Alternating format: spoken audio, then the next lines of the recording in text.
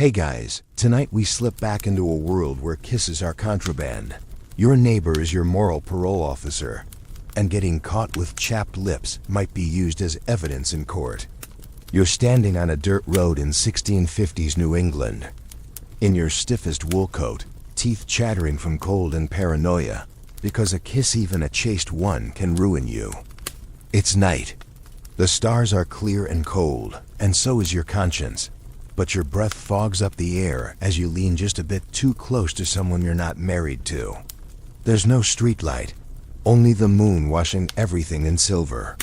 You feel the warm pull of connection, the electricity of being alive, and then a twig snaps. Someone's watching, you freeze, your heart thumps like a drum. Not from passion, from fear. This isn't a storybook colony with smiling pilgrims and cornucopias. This is a surveillance state in buckle hats. And you probably won't survive. So, before you get comfortable, take a moment to like the video and subscribe, but only if you genuinely enjoy what I do here. Also, let me know in the comments where you're listening from and what time it is. Now dim the lights, maybe turn on a fan for that soft background hum, and let's ease into tonight's journey together. You step off the ship and into sin. That's how the Puritans see it. You thought the new world was going to be a fresh start, but here, everything you feel is already suspect. Passion is disorder. Romance is rebellion. A kiss is a lit match tossed into a hayloft. You carry no money, no real property, just the body you arrived in, and the heat of your breath when you laugh too freely. And that's exactly what they're worried about. A laugh, a grin, a glance, small tremors that hint at bigger tremors. Underneath, the body is dangerous. Pleasure is subversive. You're not here to thrive. You're here to atone. You hear them before you see them. Sermons that echo down the lanes like ghostly warnings. Fornicators, beware. Says one, the devil. Enters through the flesh. Chants another. And you're standing there with your sinful mouth, your doomed desires, and a guilty memory of that kiss you once gave a stranger on a dock, before you ever knew America had rules for your lips. They speak of Satan not as an idea, but as an invasive species. He slips into towns with perfume and a wink. He's in the ink of scandalous letters, in the tilt of a smile, in the heat of the breath between two mouths too close. Your house is small.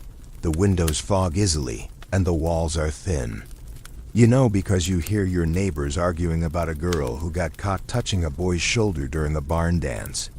Someone saw, someone always sees. And the local authorities, the selectmen, the ministers, the moral watchdogs, they take this seriously. There's a court case next week, and the evidence is a kiss. A real one. Maybe even with tongue. Historians still argue whether it was spontaneous or part of a longer chain of affections, but the penalty is real. The stocks? Public shaming, possibly excommunication. You'd think kissing was a gateway drug to burning down the town. The way they talk about it, and here's the twist. They're not just banning kissing between unmarried people. In some towns, even married couples are expected to show restraint. In public, there are documented cases of husbands being fined for kissing their wives at the wrong time, like the Sabbath, or in the wrong place, like the porch. That's not PDA. That's potential damnation. You imagine your own partner brushing snow off your shoulders, leaning in for a kiss, and you flinch not from cold, but from the guilt etched into your muscle memory. It's not a kiss anymore. It's a statement. A risk. But the human body has its own laws. Even in the face of repression, it remembers. Your hands still itch to touch. Your lips still curl when you're happy. You still wake up flushed from dreams. That would absolutely get you reported. You're not broken. You're just alive, and that's the problem, isn't it? Aliveness in colonial America is suspicious. The more alive you are, the more dangerous you become. And nowhere is that more evident than in the Puritans' war against kissing. There's a guy named Josiah, a tailor by trade. He's in the records for having behaved improperly with a widow during a walk in the woods. What did he do? He kissed her hand. The horror. It's recorded as a kind of lewd flirtation. He insists it was respectful. She says it made her feel quickened. The court says it was enough. Josiah gets 3 days in the stocks, his nose running, his reputation dented. And yes, people gather to watch. You see the crowd from your window. They're not angry. They're entertained. It's the closest thing this village gets to live theater. Hey guys. Tonight we slip back into a world where kisses are contraband. Your neighbor is your moral parole officer. And getting caught with chapped lips might be used as evidence in court. You're standing on a dirt road in 1650s New England, in your stiffest wool coat, teeth chattering from cold and paranoia, because a kiss, even a chaste one, can ruin you. It's night. The stars are clear and cold, and so is your conscience, but your breath fogs up the air as you lean just a bit too close to someone you're not married to. There's no streetlight, only the moon washing everything in silver. You feel the warm pull of connection, the electricity of being alive, and then a twig snaps. Someone's watching. You freeze. Your heart thumps like a drum. Not from passion, from fear. This isn't a storybook colony with smiling pilgrims and cornucopias. This is a surveillance state in buckle hats. And you probably won't survive. So, before you get comfortable, take a moment to like the video and subscribe. But only if you genuinely enjoy what I do here. Also, let me know in the comments where you're listening from and what time it is. Now dim the lights, maybe turn on a fan for that soft background hum. And let's ease into tonight's journey together. You step off the ship and into sin. That's how the Puritans see it. You thought the new world was going to be a fresh start. But here, everything you feel is already suspect. Passion is disorder. Romance is rebellion. A kiss is a lit match tossed into a hayloft. You carry no money, no real property, just the body you arrived in, and the heat of your breath when you laugh too freely. And that's exactly what they're worried about. A laugh, a grin, a glance, small tremors that hint at bigger tremors. Underneath, the body is dangerous. Pleasure is subversive. You're not here to thrive. You're here to atone. You hear them before you see them. Sermons that echo down the lanes like ghostly warnings. Fornicators, beware. Says one, the devil. Enters through the flesh. Chants another. And you're standing there with your sinful mouth, your doomed desires, and a guilty memory of that kiss you once gave a stranger on a dock, before you ever knew America had rules for your lips. They speak of Satan not as an idea, but as an invasive species. He slips into towns with perfume and a wink. He's in the ink of scandalous letters, in the tilt of a smile, in the heat of the breath between two mouths too close. Your house is small, the windows fog easily, and the walls are thin. You know because you hear your neighbors arguing about a girl who got caught touching a boy's shoulder during a barn dance. Someone saw, someone always sees. And the local authorities, the selectmen, the ministers, the moral watchdogs, they take this seriously. There's a court case next week, and the evidence is a kiss. A real one. Maybe even with tongue.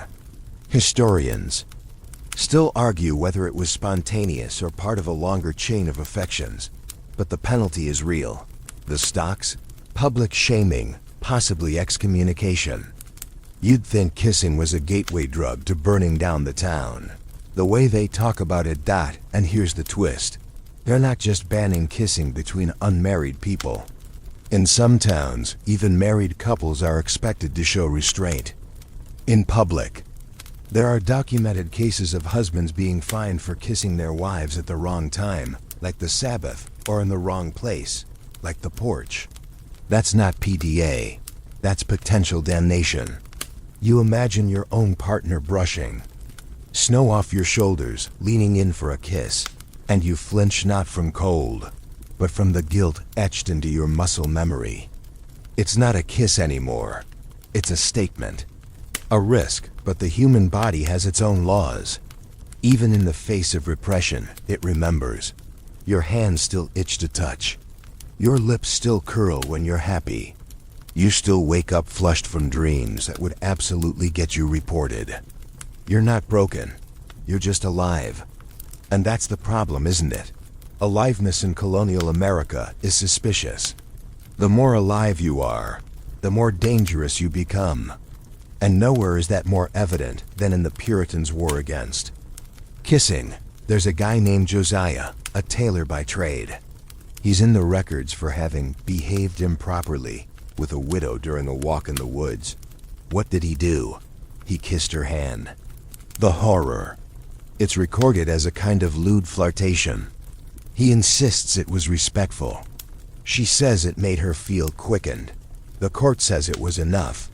Josiah gets 3 days in the stocks, his nose running, his reputation dented. And yes, people gather to watch. You see the crowd from your window. They're not angry. They're entertained. It's the closest thing this village gets to live theater.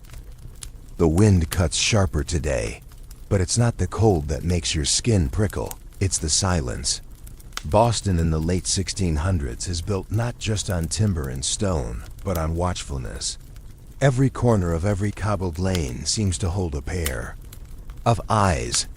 You walk a little faster, not because you've done anything wrong, at least not today, but because it feels like simply existing too freely might be enough to stir suspicion.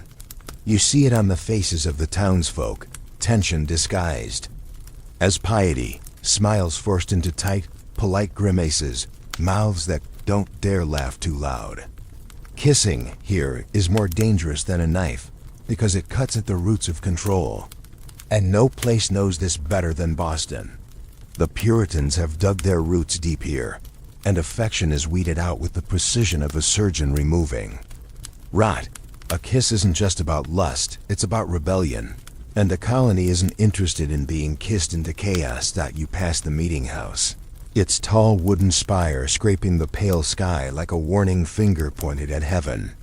Inside, ministers thunder about discipline, restraint, and the dangers of letting the flesh run the show. The pews are packed with people pretending they've never craved closeness, never wanted to reach out in the dark and feel another heartbeat. You sit near the back and pretend too. The sermon today is about unnatural liberties, a catch-all phrase that could mean anything from hugging your cousin too long to brushing elbows in a hallway. Historians still argue whether this term was a purposeful ambiguity or just the product of theological paranoia. Either way, it works. Fear does the heavy lifting here. You don't need laws if everyone is too scared to move. Later, outside the church, you hear whispers about a young couple who dared to kiss beneath the eaves last night. A secret, stupid moment. Her name was Hannah, his was Daniel. They were seen. A moral warden has already written their names into the town ledger. The punishment? Unknown. But you know what happens next. Inquiry, humiliation, maybe a trial. At the very least, a visit from the elders.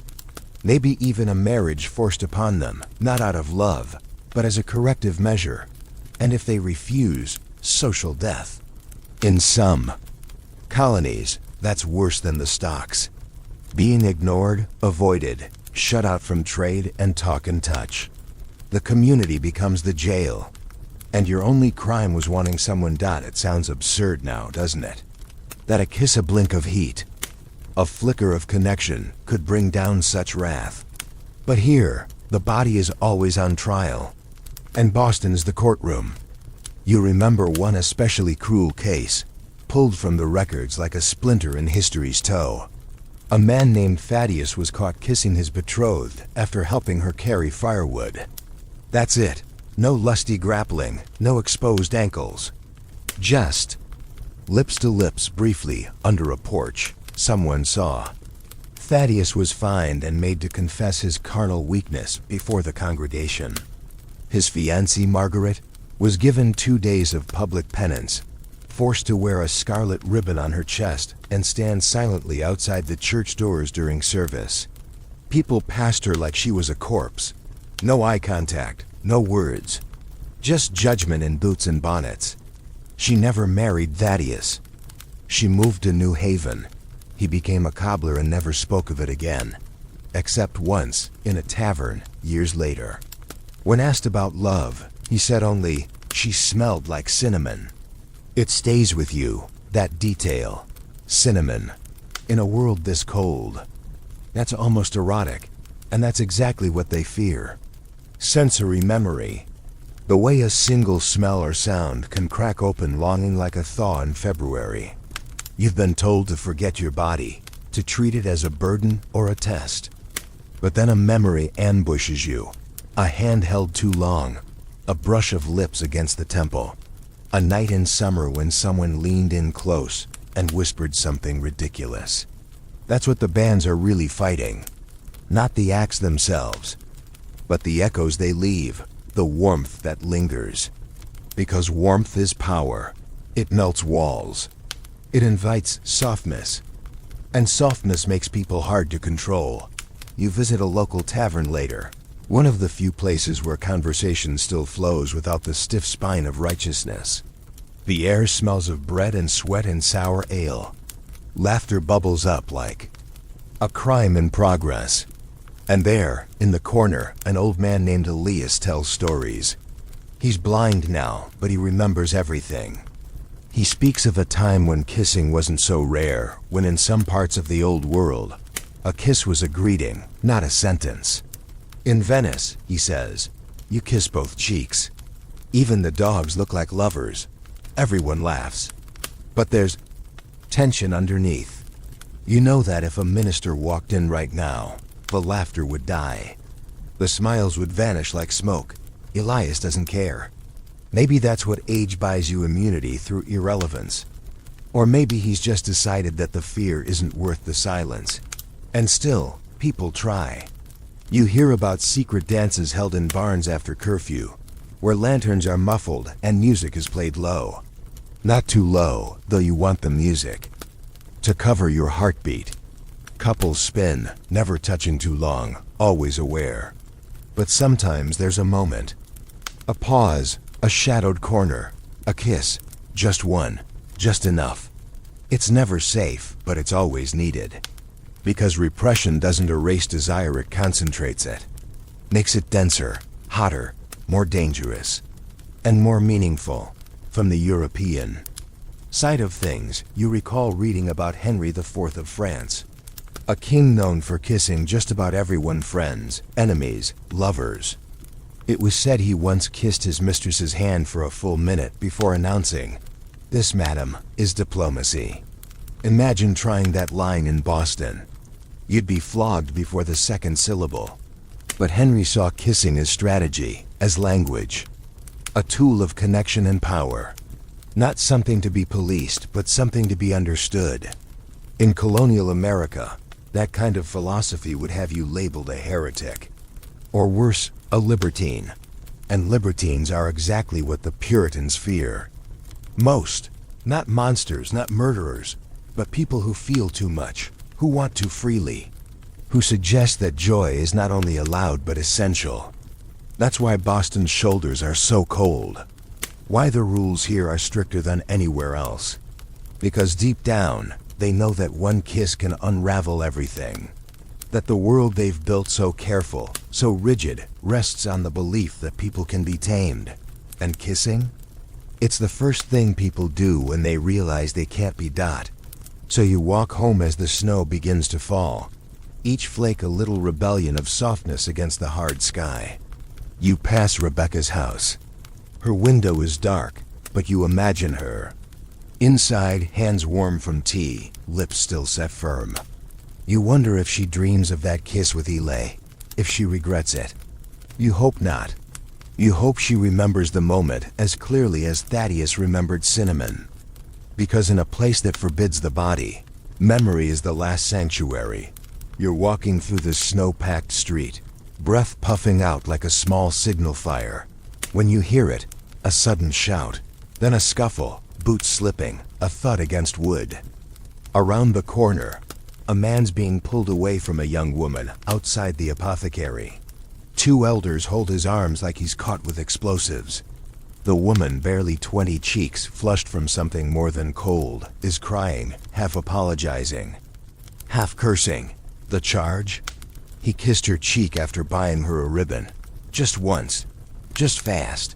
But someone saw. Someone always sees.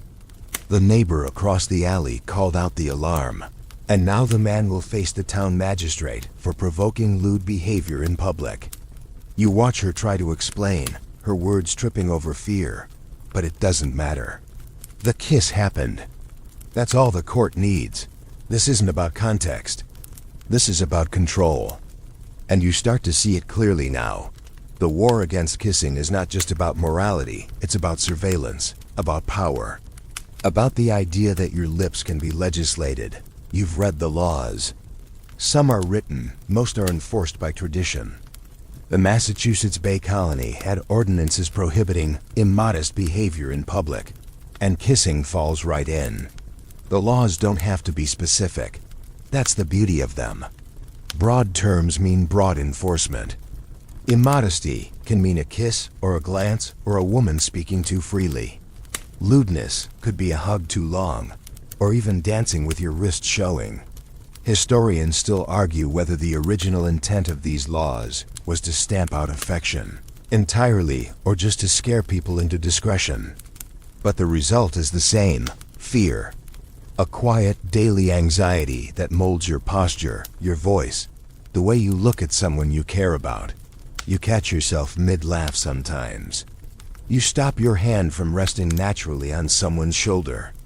You've even started changing how you dream, pulling back from the edge of tenderness, because even in your sleep, the colony has found a way into your bloodstream. And this is where the kiss police come in. Not actual constables in uniforms, no, far subtler than that. These are neighbors, cousins, church deacons, people with titles like moral steward or modesty observer. Their job?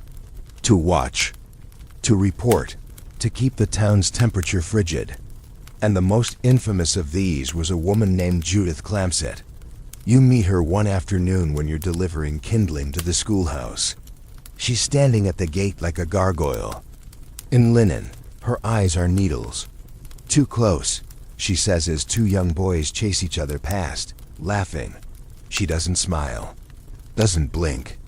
You realize she's memorized everyone's faces, everyone's routines. They say she once followed a couple all the way to a pond just to catch them kissing behind the trees. She didn't interrupt. She just waited until they returned, then reported them. Cold, quiet, calculated. And yes, she's praised for it. Given extra cloth rations for her vigilance. You wonder if she ever wanted to be touched once. If she remembers what a kiss feels like. Or if she's just surviving the only way she knows how, by becoming the punishment before it arrives. Not everyone submits. Some fight back quietly. You hear about a small community on the edge of the colony that refuses to report one another. They say love isn't evil, just misunderstood. They host secret weddings under the moon, with kisses and all. Of course, they're watched. Of course, they're threatened. But something about them holds. You meet a woman from there named Lydia. She tells you they believe in natural affection, a term used with caution. They're not radicals, just tired. Tired of pretending affection is a sin. Tired of watching people shrivel under rules no one really believes in anymore. You want to go there, stay there, breathe there. But you know the cost. Exile, maybe. Or worse, denunciation. The community thrives only because it stays small and quiet. Love, here, survives like moss and shadows on the underside of rocks. Far from the sun dot, then there's the trials. Not courtroom dramas with gavel and jury, but public interrogations thinly disguised as church meetings. You sit through one involving a midwife accused of encouraging young women toward bodily indulgence. Her crime? She once said that holding hands was a comfort, not a calamity. You see her standing in front of the congregation, firm as stone, while ministers question her. Did you say a kiss could be holy? They ask. She doesn't deny. It, She looks straight at them and says, "I've seen kisses ease pain no tonic could touch." The silence that follows is volcanic, and then they declare her words dangerous. Her license to deliver children is revoked. She walks out alone, and you realize something terrible. They're not just policing behavior. They're policing speech, thought, memory. They're trying to outlaw even the idea that touch can be healing. Still, love leaks through the cracks. You hear about secret valentines passed between students at the local school, folded into geometry. Notes: one boy draws tiny hearts in his Latin homework. The teacher sees but doesn't punish, just sighs and marks it with extra ink. You catch two women brushing fingers under the table at a sewing circle. No one speaks. No one stops them. Small defiance, yes, but enough. Because every forbidden kiss carries with it a resistance. Every whisper of affection becomes a middle finger to the system. You can't stop thinking about the European court. Tailies, where physical affection wasn't just allowed, it was expected. Louis XV once greeted his mistress Madame de Pompadour with a kiss on the inner wrist every morning, claiming it was where the soul stirs. It wasn't lust, it was ritual, reverence. You picture someone trying that in your town and laugh under your breath. Then quickly stop laughing. Too loud. Too much. The most bizarre part. The people who invent justification. Who try to intellectualize the ban on kissing. One minister publishes a pamphlet warning that oral proximity exchanges unseen vapors. That can weaken moral resistance. You read that twice. He's afraid of breath. Another essay claims that lips are the gateway to corruption, and that kissing can confuse the senses into false unions. Historians still debate whether these pamphlets were sincerely believed or just rhetorical flourishes to scare the less literate. But either way, they show how terrified people have become of joy. And yet, the more they push back, the more people remember. You talk to an old widow who lost her husband to a fever. "I remember his kiss more than his voice," she tells you. Voices fade, but a kiss if it was good lives in your skin. You nod, you believe her. And you start to understand. Banning the kiss is not about purity. It's about erasure. It's about making people forget what tenderness feels like so they won't miss it when it's gone. You walk home slower that night. Not for fear, but in reverence. Every step a rebellion. You touch the fence post as you pass. Let your fingers trail over it like it's someone's arm. You think of a name you've been afraid to say aloud. You think of what it might feel like to lean in, not for lust, not for chaos, just for closeness. And somewhere inside you, the memory of a kiss reel. Or imagine burns like a candle no sermon can snuff. It starts with a knock. Not a loud one. Just 3 soft taps on the door, a rhythm you recognize too well. You freeze, your hands still dusted in flour, heart picking up its pace like a drummer testing tempo. It's the kind of knock that doesn't come from neighbors or friends. It's the knock of the elders. You open the door, and there they are, 2 men in dark wool cloaks, eyes like shutters, mouths drawn in the permanent frown of the deeply righteous. One carries a book. The other carries a name, yours. They say it gently, almost kindly. "You've been mentioned," they begin, like someone offering bad news wrapped in sugar. A concern raised, they say, about your behavior. About a moment. In the market. About the way your hand lingered on someone's arm, not a kiss. Not even a whisper of one. Just proximity. Suggestion. A flicker of interest. And that, in this world, is enough to trigger an inquiry. You're expected to appear before the selectmen tomorrow at dawn. You nod, trying to keep your face neutral, but inside, something icy unspools in your stomach.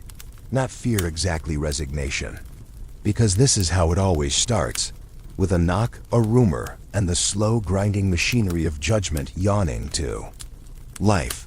Asterisk. You sit in the dark that night, bread half baked and mind half mad, remembering the moment in question. It wasn't much. A smile shared across the cabbages. A pause while reaching for the same jug. Your fingers barely touched. They say, people remember kisses. But sometimes it's the almost kisses that haunt longer. The ones interrupted by fear. Or in your case, by Margaret, the fishmonger's wife, who apparently saw it all from her window like some Puritan Hitchcock. You picture her now, eyes squinting behind the glass, moral outrage warming her like tea. She didn't see love. She saw disorder. That's what people like Margaret believe affection unregulated is chaos. A kiss is a rebellion. A sigh is sabotage. And the body, in all its aching warmth, is a loaded weapon aimed squarely at the colony's brittle sense of order. But the trial, you can't even call it that. It's not about truth. It's about theater. The next morning, you stand before a row of stern faces, all steeped in linen and judgment. The room smells like mildew and secrets. They ask if you understand why you're here. You do. They ask if you intended to invite temptation with your actions. You hesitate, then say no. Not because it's true, but because the truth wouldn't help you here. The truth is you did want to be close. You did want a moment of connection. You did wonder what it might feel like to be kissed in a world that hates kissing. But none of that matters now. They pronounce your conduct verging on licentious and assign you 2 weeks of volunteer cleaning at the church. Not the worst punishment, but punishment nonetheless. And the real cost? Reputation. You walk home and feel it already, eyes following you, lips pursed, conversations halting as you pass. No one says it aloud, but they all think the same thing, that you almost kissed someone. And worse, you wanted to. Want is the true crime. And everyone knows it. Asterisk still, later that evening, when your hands are raw from scrubbing pews, you hear a story that makes your spine straighten. A woman from another colony once stood before her judges and said plainly that kissing was no more a sin than breathing. She was fined, of course. Flogged, even. But those who heard her said her words echoed in the walls like thunder. That they rang with such defiance that for weeks afterward, couples walked just a little closer together, touched just a little more boldly. Historians still argue whether that account is myth or memory. But either way, it matters. Because in a world designed to keep you small, stories like that stretch your soul. You spend the next few days watching more closely. Not just for danger, but for resistance. The way 2 young women always fetch water together, laughing too easily. The way a boy lets his fingers brush another's hand while handing over a tool.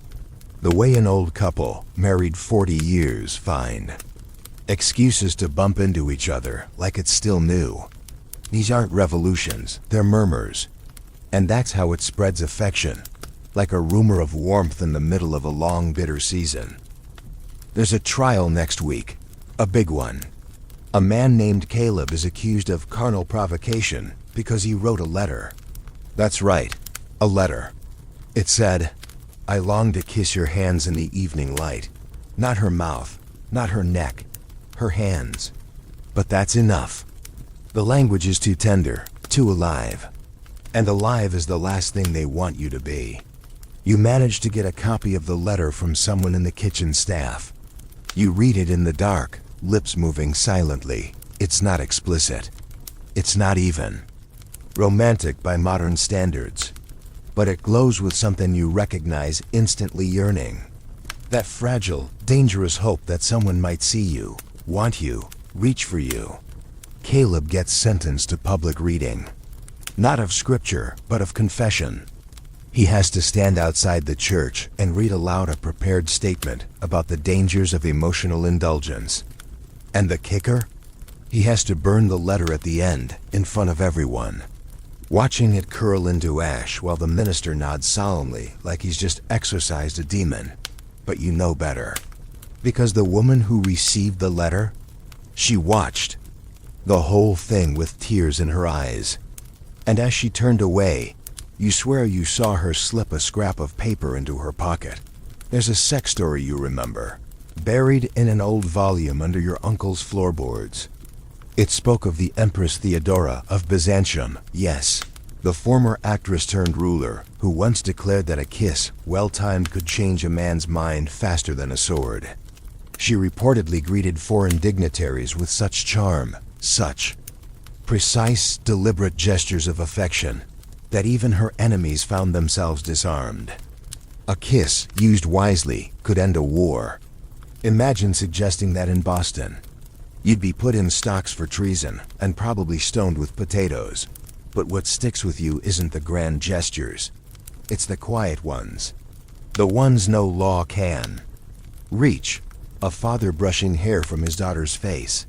A friend resting their head on your shoulder after a long day. The way your hand drifts towards someone's knee under the table before you catch yourself. They're not banned by name, but they're marked. Everything soft is watched. Everything human is suspect. You return to your chores, your rituals. The baking, the mending, the walking with your head down. But you carry Caleb's letter in your mind now. You think of the woman who kept that scrap. Of Theodora, of Cinnamon, of the widow who remembered her husband's kiss more vividly than his voice. You realize they're all part of the same resistance. Not loud, not armed. Just persistent. Just breathing. Just refusing to forget what it feels like to want something more than survival.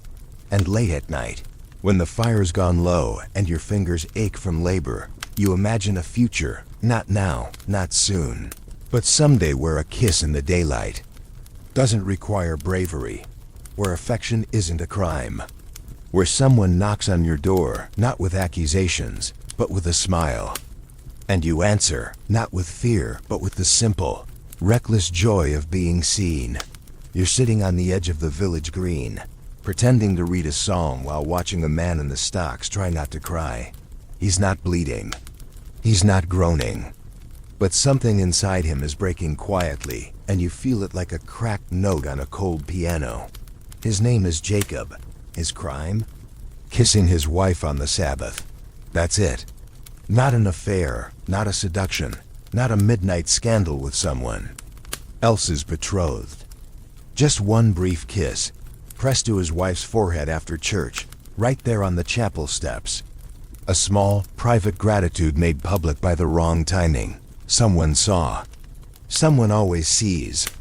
And now Jacob's wrists and neck are locked in.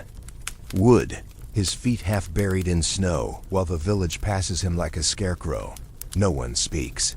The silence is louder than any sermon. You stare at his face, red from cold and shame, and wonder how a kiss became a kind of crucifixion. And that's the unbearable thing. The silence. No one talks about how normal affection is. How instinctual, how human. No one says, of course you kissed her, she's your wife. Because in this world, even marital closeness is rationed, regulated, stuffed into moral boxes like meat and salt. The body isn't sacred here. It's suspicious. And the Sabbath? That's the ultimate lockdown. Historians still argue whether the Puritan ban on Sabbath affection was grounded in scripture, or just spiraled into absurdity through communal paranoia. But the record stands. Cases exist dozens where men and women were punished for doing what we would now call gestures of love. A hug, a kiss, a lingering touch on the shoulder. These were not allowed on Sunday. The Lord's Day was for suffering, not sweetness. You walk past Jacob again, and this time you hear it, a cough from him, maybe a stifled sob. No one comforts him. His wife, Ruth, tried earlier. She brought a shawl. Tried to wrap it around his shoulders. A moral warden stopped her. Interference with divine correction, he called it.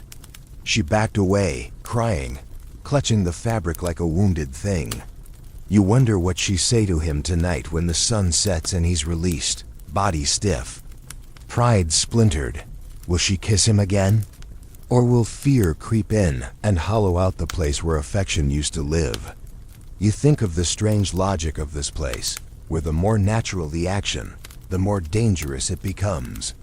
It's as if The colony is terrified of ease, of warmth, of softness. It believes in punishment as purification, in guilt as currency. You remember reading once, in a borrowed copy of Foucault, about how societies create deviance by inventing rules no one can realistically follow. That way, everyone's always guilty, always in need of correction. It creates obedience through exhaustion. And this ban on kissing? It's part of that machine. But the human body resists. Always. You've seen it. In the way people still find time to touch when they think no one's looking. In the way children instinctively lean into hugs before they're taught to flinch. In the way an old man once pressed his forehead to his wife's in a moment of silent grief and had to lie about it later. "We were checking for fever," he said, "but you know the truth." The forehead press is the oldest kiss. The quietest, the one that says, "I'm here. I see you. I'm not leaving." Asterisk. There's a story going around one of those whispered tailies that travels faster than facts. About a woman named Eleanor who kissed her fiancé goodbye before he went off to hunt. A simple thing. Lips to lips quickly, with the scent of wood smoke between them. He never returned. Slipped on ice and fell into the river. They found him 3 days later, blue and frozen, mouth half open. And now, that kiss is her crime. They say it tempted fate. Invited punishment. She's being investigated not for murder, but for willful indulgence. You hear it, and you think, they've confused mourning with moral failure. They've taken grief and called it lust. And yet, she might still be punished. That's how broken this place is. Love becomes a liability. A weapon you can accidentally fire by carrying too much to cope. People invent rituals. Secret ones. You hear of couples who kiss through fabric too. Handkerchiefs between them, no skin to skin. Others tap elbows twice, once for affection, once for silence. One family teaches their children to kiss their own hands before bed and press them to the doorframe. So the house knows we love each other. They say these aren't just workarounds. They're lifelines. Tiny acts of rebellion disguised as habit. You wonder if future historians will look at these stories and see resistance. Or just survival. And sometimes, even in this bleakness, beauty stumbles in. You're walking through the forest, gathering kindling, when you spot two people on a fallen log, young, barely adults. She's braiding a crown of winterberry twigs. He's holding her hand, not grasping, just cupping it gently like he's warming an egg. They don't see you. They're talking softly. Then she leans over and kisses the corner of his mouth. Not full, not theatrical, just one soft brush of lips. A punctuation mark. And in that moment, everything else falls away. You don't breathe. You don't move. Because you've just seen something you weren't meant to see. Not scandal. Not sin. Just hope. You back away, careful not to make a sound. That kiss wasn't for you. It wasn't for anyone else. And that's what makes it sacred. Later, you remember an old passage from Peter Webb's Erotic Spirit Through History *, about how even the tightest cultures have cracks, places where desire seeps through like rain in stone. He describes how in medieval monasteries, monks sometimes wrote love poems in the margins of psalters. They didn't dare speak them, but they existed. Hidden, intimate, eternal. That's what the kissing ban can't stop. Not the kiss itself, but the yearning behind it, the poems we write in our minds, the touches we replay in memory like lullabies. You passed the church again that evening. Jacob is gone.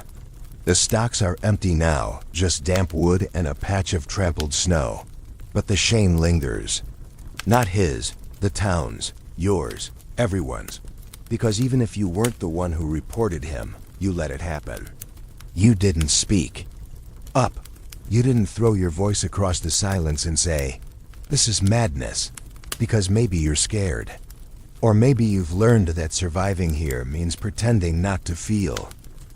But tonight, when you get home, you do something reckless. You light a candle, not for warmth, but for memory. You think of the first person you ever kissed. Not their name, not their face, just the feeling, the tilt of the world, the rush behind. Your ears, the way the universe seemed to inhale, hold, and then exhale in perfect rhythm.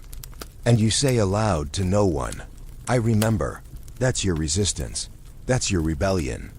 Not shouting, not marching, just remembering. And refusing to forget. You're lying awake on a straw mattress that creaks with every breath. The air so still it feels like even time is holding its breath. And your thoughts keep circling back to the strangest truth of all that even married. Couples, bound by law and vows and God himself, aren't free to kiss. Not really, not always, and not everywhere. Because in this colony, being someone's spouse does not give you license to affection. Your marriage might be recognized by the church, but your desire? That's another matter entirely. If you kiss your wife in public, especially on the Sabbath, or worse, near a place of worship, you risk shame, suspicion, punishment. There are documented cases of husbands dragged into court, not for adultery, but for kissing their lawful wives immodestly in front of others. One such case still lingers in the town memory like smoke that won't clear Samuel and Grace, a couple known for being unusually happy. That was their mistake. Too much laughter. Too many walks taken side by side. Then one evening Samuel kissed her in the candlelight after she served him stew, right there in view of a neighbor who gasped like she'd seen a ghost undressing. Within a week, they were both summoned before the town elders. The kiss, they were told, was unbecoming. To persons of spiritual standing, they tried to protest. They were fined. The message was clear. You may love, but not too loudly. And this restriction doesn't stop in the streets. It seeps into your home, into your bones, into your bed. Imagine sharing a bed with someone you adore, your bodies touching every night, and yet still being afraid to reach out, to kiss them softly on the neck just because it feels good. Because someone might hear, because someone might assume the worst. You learn to lie still, to speak in code, to ration warmth like sugar in a siege. Historians still debate whether the intent was to discourage lust or simply to maintain a public image of control. But either way, the outcome is the same. Intimacy becomes theater, and the performance must always be chaste. And yet, the body remembers. There's a strange ache in your hands some nights, like they miss holding, like they resent the way affection has been stolen from them. And your lips, those poor, guilt-ridden lips, have become so unused to kissing that when you dream of it startles you awake. Not nightmares, not shame, just the shock of softness. The memory of what it once felt like to kiss someone with nothing hanging over your head, except maybe a tree branch and a sky full of stars. You hear stories, whispered, by firelight couples who invent rituals of affection just to stay sane. A gentle toe tap under the dinner table, a thumb brushed along a wrist during prayer. One couple, farmers from the edge of the settlement, use a language of knots. One on the left sleeve means, I missed you. 2 means, let's meet by the river. 3 means, I still remember the last time. It's desperate, but it's also romantic in a way the elders will never understand. Love under threat becomes clever, becomes coded. And in those codes, a kiss is never just a kiss. It's survival. There's a strange sense of camaraderie among the quietly passionate. You start to notice one another, the flicker of a smile that lingers half a second too long, the shared glance across a meeting room, the moment 2 people stand just a little too close when no one's watching. You're not friends, not formally, but you're allies in something deeper, a secret society of the still tender, the last guardians of touch. You begin to trade stories and metaphor, shielding your words behind tailies of gardens and storms. 1. Man tells you about a rose that bloomed too early and was crushed by frost. You understand him perfectly. Another speaks of a hand extended that never returned home. These aren't gardening tips. They're love letters. In a town where a kiss is contraband, metaphors are your last safe language. But not everyone is content with whispers. One woman, her name is Martha, a widow with 2 grown sons, started to push back openly. She speaks during gatherings. She questions the elders.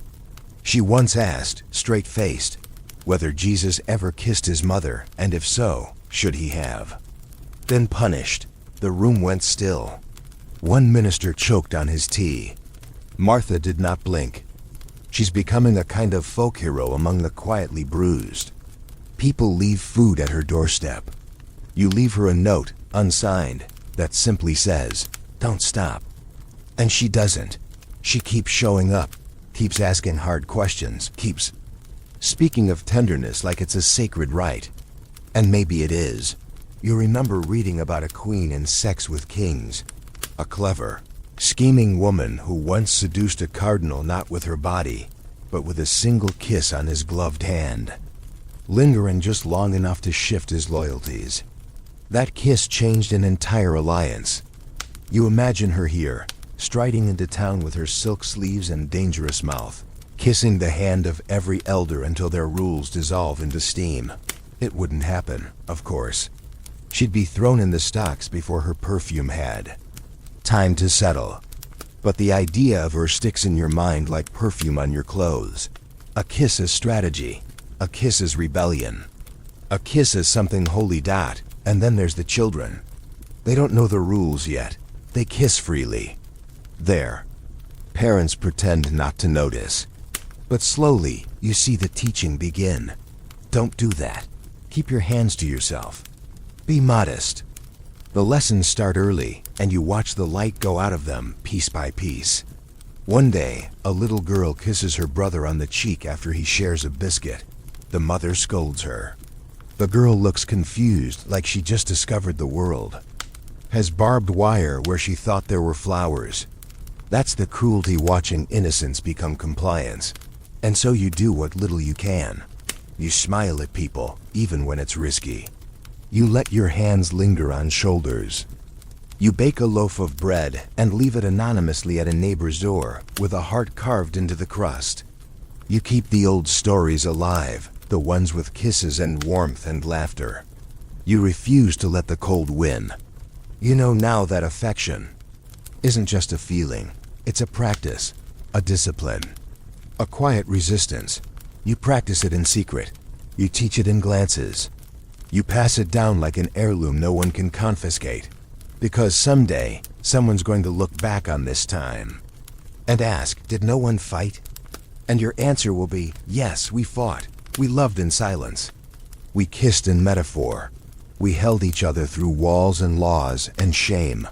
We remembered what they wanted us to forget.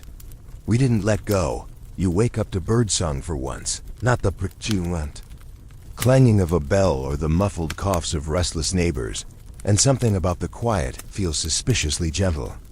You sit by the window with a cup of broth, no coffee, of course, because luxury breeds sin, and stare at the village green, where frost crusts the grass like sugar on burnt bread. It's almost beautiful, until you see the couple walking there. Steps stiff, eyes forward, hands carefully not touching. They move like puppets, conscious of invisible strings, each motion rehearsed and rationed. And then you realize something. They're being watched. You spot the watcher a few paces behind them, pretending to inspect fence posts, but her eyes are fixed, laser sharp. It's Abigail, one of the local conscience monitors, a self-appointed title backed by nothing but fury and embroidered modesty. She's noted for her needlework, her punctuality, and her talent for interpreting benign affection as imminent apocalypse. You watch as the couple flinch under her stare, as their movements lose rhythm, and you know, today's peace is just surveillance wearing mittens. What's changed recently is that a new law, more like a proclamation, really has begun circulating. It declares that intimate gestures made in public or in a manner observable by others may be considered acts of social disruption. No mention of kissing directly, just intimate gestures. The kind of phrase that can stretch like salt water. Taffy around anything. A hug. A playful tap. A shared piece of bread. You've read it twice, then a third time, and by the fourth, it reads like an abstract painting, just vague enough to be dangerous. Historians still argue whether these rules were created to prevent immorality or to consolidate power by stripping away all forms of unregulated human expression. But at this point, does it even matter? The effect is the same. Everyone's walking around like their own shadows might report them. And yet, there's a story you can't shake. From a nearby town, a young woman named Liza was accused of inciting inappropriate affection simply because a man wrote her a poem. Not a kiss, not even a letter from her. Just a poem about her. It compared her to a hawk, a river, and this is the dangerous part, a rosebud opening toward the dawn. That line? That's what damned her. She denied encouraging man. He confirmed that she hadn't. Still, she was summoned for interrogation. Her response during questioning? I cannot help what my face inspires. For that line alone, she was banned from the town square for a month. And yet, the poem survived. Someone copied it down and tucked it into a hymnal. You've seen it. You read it under a blanket by candlelight. It's not erotic. It's not even particularly good. But it's full of longing, and longing is enough to make anyone dangerous here. This is where things start to fray. The idea that a poem, a thought, a metaphor, could be seen as a kiss in disguise. That metaphor itself could be criminal. And if words are dangerous, then desire becomes uncontainable. So they keep inventing newer, subtler rules. No singing in the fields if it's not a hymn. No dancing without a partner of the same gender. No eye contact held longer than what the elders call a decent count. That's actually a term now. A decent count is somewhere between 3 and 5 seconds, depending on who you ask. There's no official decree, of course, but people whisper it like gospel. You try it once, look someone in the eyes and count silently. By 4, you feel the tension. By 5, you look away. You've been trained. Still, affection finds its ways. A widow named Elspeth has started baking what she calls comfort rolls. No one asks what's in them, but everyone knows. They're spiced with nutmeg and something else, a feeling. She gives them to people who look especially hollow. You get one after helping an old man mend his fence. Inside is a tiny scrap of cloth with a red thread stitched into the shape of a heart. It's nothing, but it's everything. You tuck it into your sleeve and tell no one. One evening, you attend a sewing circle, not for the stitching, but for the stories. The room smells of starch and quiet rebellion. Women here speak in half sentences, in parables and recipes, and careful glances. One of them mentions a game they used to play as girls, stealing quick kisses behind curtains during birthday parties. We called them sugar stamps, one says. You laugh. Then hush yourself. You've forgotten what it feels like to laugh without checking who heard.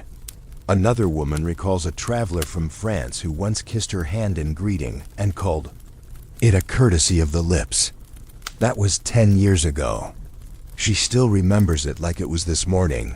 The room goes quiet for a beat. Then someone says, it must have felt like sunlight.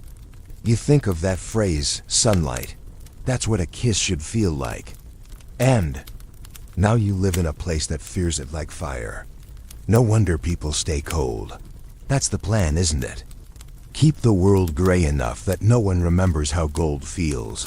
Later that night, you're walking home when you pass the old schoolhouse and hear 2 teenagers whispering behind the chimney. You stop, not to eavesdrop, but because something in their voices pulls at your chest. They're sharing secrets, dreams, names, the smell of apples on someone's breath. Then silence, and then the unmistakable sound. A kiss, soft, quick, real. You keep walking, heart swelling with a guilt. You don't quite understand. It's not your memory, but but you carry it like it is. You realize something in that moment, that people will keep kissing. No matter how many laws they write, no matter how many sermons they preach. You can't outlaw the instinct to connect. You can only drive it underground, where it grows stronger in the dark. And the irony? The more forbidden it is, the more sacred it becomes. You remember an entry in Foucault's writings, where he muses that repression doesn't erase desire, it produces it, fuels it, turns it into a slow, delicious defiance. That's what's happening here. Every outlawed kiss makes the next one matter more. And now, even the idea of a kiss, just the suggestion, is enough to set the air buzzing. That buzz is growing louder. Quiet rebellions are multiplying. A man paints a red dot on his door to let his sweetheart know it's safe to visit. A woman leaves pressed flowers inside a loaf of bread. A group of friends begins reciting love poems from memory, disguised as herbal incantations. And you start writing. Not poetry. Not yet, but fragments. Half kisses in your journal. You write about cinnamon breath, windblown hair, the curve of a smile that makes the world lean. You don't know who you're writing for. Maybe no one. Maybe just yourself. But it feels like building a shelter. Like preparing the soil for something that might bloom when the snow finally melts. And you promise yourself something.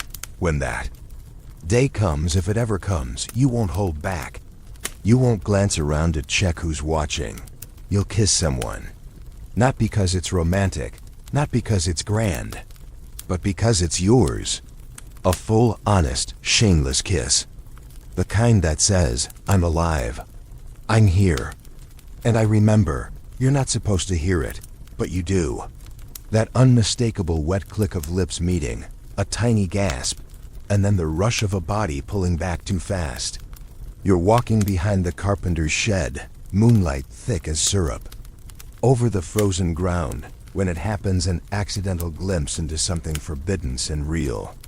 Two figures in shadow, faces close, breath rising like prayers. One of them is laughing now, soft and breathless, the other already vanishing into the dark like it never happened. But it did. You saw it. A kiss not written, not remembered. Not symbolic, but happening. Live. Present. Risky. And just like that, your stomach tightens in that old, electric way. The one that makes your knees feel lighter and your heart feel reckless. You don't even know who they were. But it doesn't matter. That kiss, God, that kiss felt like a crack in the world's crust, letting in the kind of heat that no law can freeze over. And it throws everything into sharper focus. You start to see the colony for what it is, a snow globe shaken daily by fear, where everyone floats quietly, decorously, under glass. But real desire, real affection, it doesn't float, it pushes. It wants gravity. It wants lips, tongues, skin, even if just in memory or metaphor. And that's where the French come in. You hear whispers lately about the rising panic around. French kissing, not by name, but by implication. The town elders have started using a new phrase in sermons, the foreign intimacy, as if passion itself is a kind of overseas contagion. They speak of it like an illness, something imported by sailors and diplomats and traveling actors. The tongue is a dangerous serpent. One deacon preaches last week, face purple with righteousness. Guard your mouth like a gate against the devil's entry. It would be hilarious if it weren't so haunting, because what they're afraid of, truly deeply afraid of, is that kissing could become a language all its own. That the body could start speaking in ways no sermon can intercept. And nowhere is this more alarming to them than in the idea of kissing with tongues, with mouths open and eager. It's too much like surrender. Too much like honesty. Too impossible to police once it starts. Historians still argue whether this type of intimacy was actually common in colonial America or simply feared because of its ties to European decadence. But it doesn't really matter. The fear itself became policy. Affection was bad, but a French kiss? That was practically espionage. It blurred all the borders. Not just between mouths, but between cultures, genders, power structures. To share breath with another person? That was almost revolutionary. There's a case that keeps resurfacing, a sailor accused not of fornication, but of breaching modesty with oral entwinement. That's the phrase used. You imagine the courtroom, filled with people pretending not to know what that means, and one old clerk furiously trying not to picture it. The sailor, named Elias, swore he'd kissed his lover, as they do in the ports of Bordeaux. His lover, a young man named Thomas, refused to speak. They were both fined. One was sent to another colony, the other disappeared. The record ends there. But someone found a letter in the sailor's bunk before he left, tucked into the lining of his jacket. It simply read, "I kissed him because I could not speak." That's it. One line, one truth. And it might be the purest sentence in the entire Colonial archive. You carry that line with you now like a charm. Because it's not just about that one kiss. It's about all the things we can't say unless we press our mouths to someone else's. About how a kiss, especially one that deep, that daring, can bypass all the social armor and say something we've never had permission to voice. "I'm scared. I miss you. Please don't go. I'm still here." That's the language they're trying to outlaw. The one that doesn't need ink or grammar or approval. The one that spills out of mouths and teeth and breath. And need. And that need is rising. You see it now. In the way people linger in shops, touch fingers over dropped coins, share cups behind doors. In the way the blacksmith and the baker's daughter pause too long after every joke. In the way one widow gives another a shoulder squeeze that's just a little too tender to be neighborly. You notice the heat underneath everything. It's not lust. It's not scandal. It's connection. Starved, strangled, suppressed, but not dead. Still, the town reacts. More sermons, more curfews. The word lewdness is being tossed around again like seeds before a frost.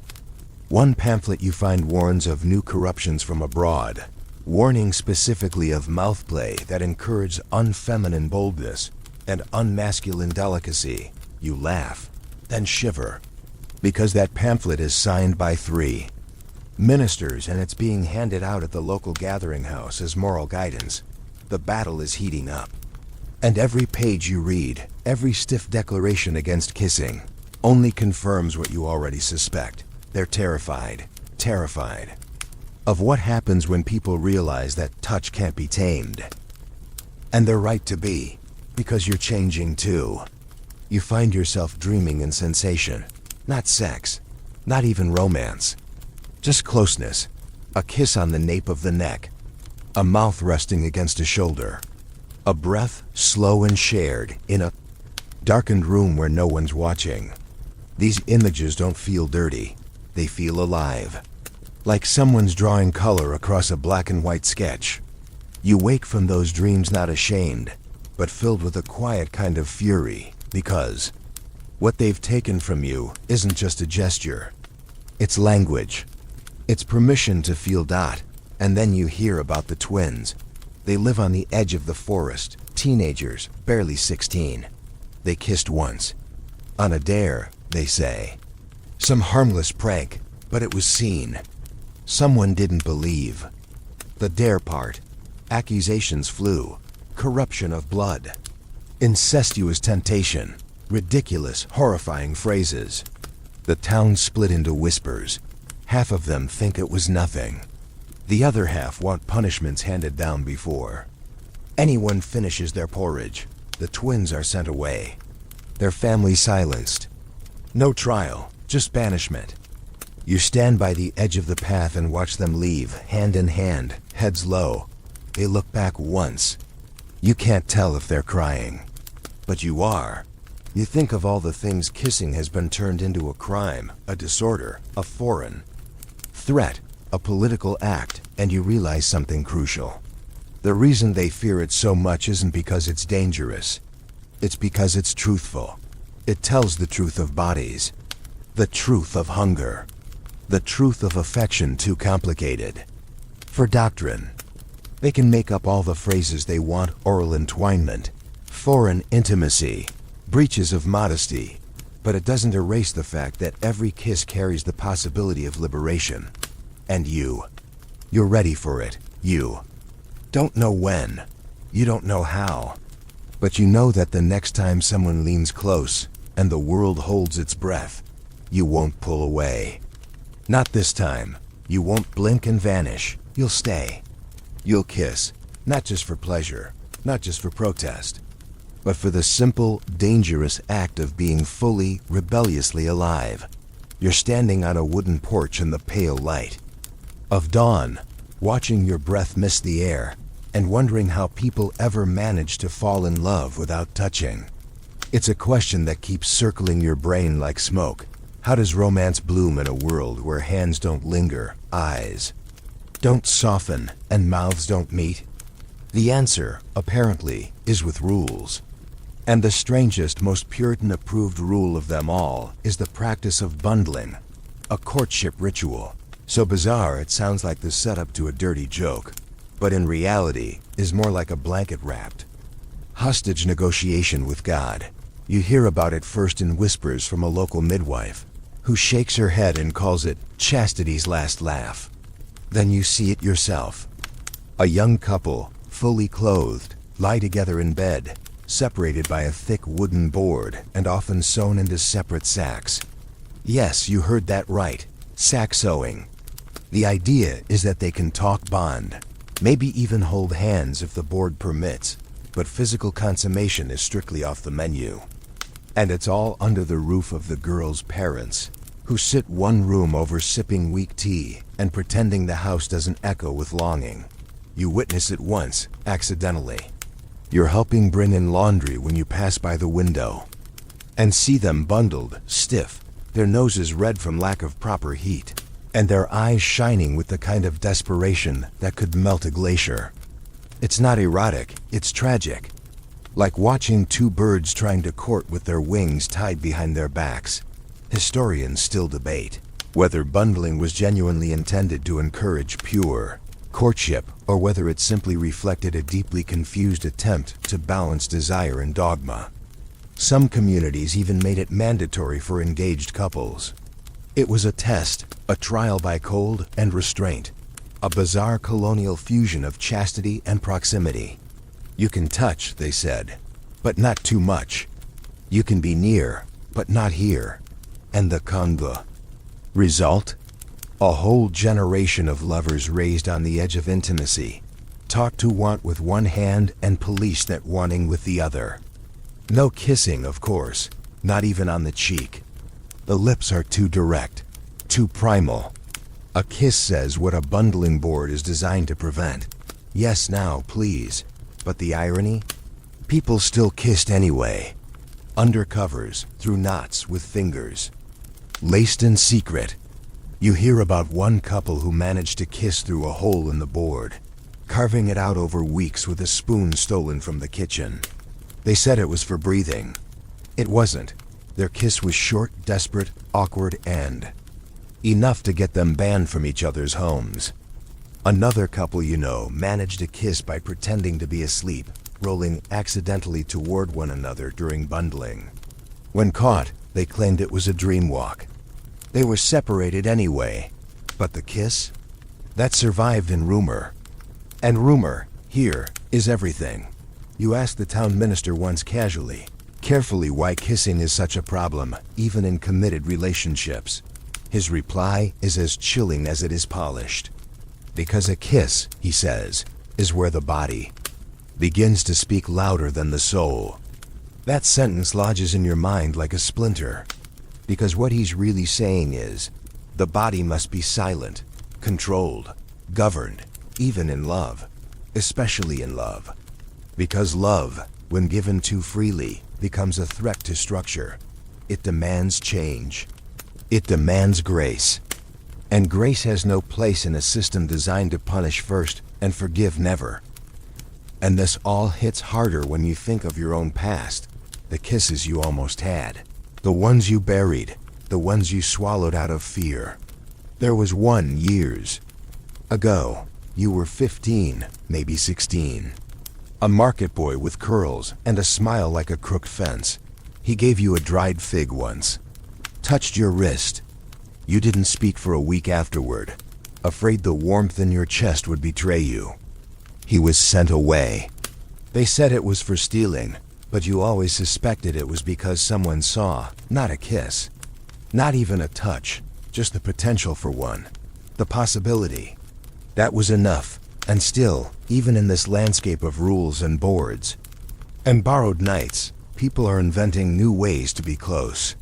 There's a girl who embroiders secret messages into the cuffs of her fiance's shirts. One stitch pattern means, "I'm thinking of you." Another means, "I miss your hands." One more rarely used means, "I want your mouth." You see that one once, barely a whisper of blue thread on white linen, and it makes your pulse quicken. There's a boy who writes his girl love poems hidden in bread loaves. He hollows them out, slips in folded scraps, and reseals them with lard and flour. There's even talk of a couple who created a coded tapping system: 7 taps for a kiss, 5 for a hug, 3 for a "I need you now." They tap each other from across the room during community meetings. It looks like boredom. It's not. And through all of this, you come to understand something critical. It's not that people in colonial America didn't kiss. It's that they kissed in spite of everything. They kissed under blankets and behind barns, in the shadows of woods and in the pauses between sermons. They kissed through fabric and through fear. And every one of those kisses mattered more because of the risk. They weren't casual. They were declarations.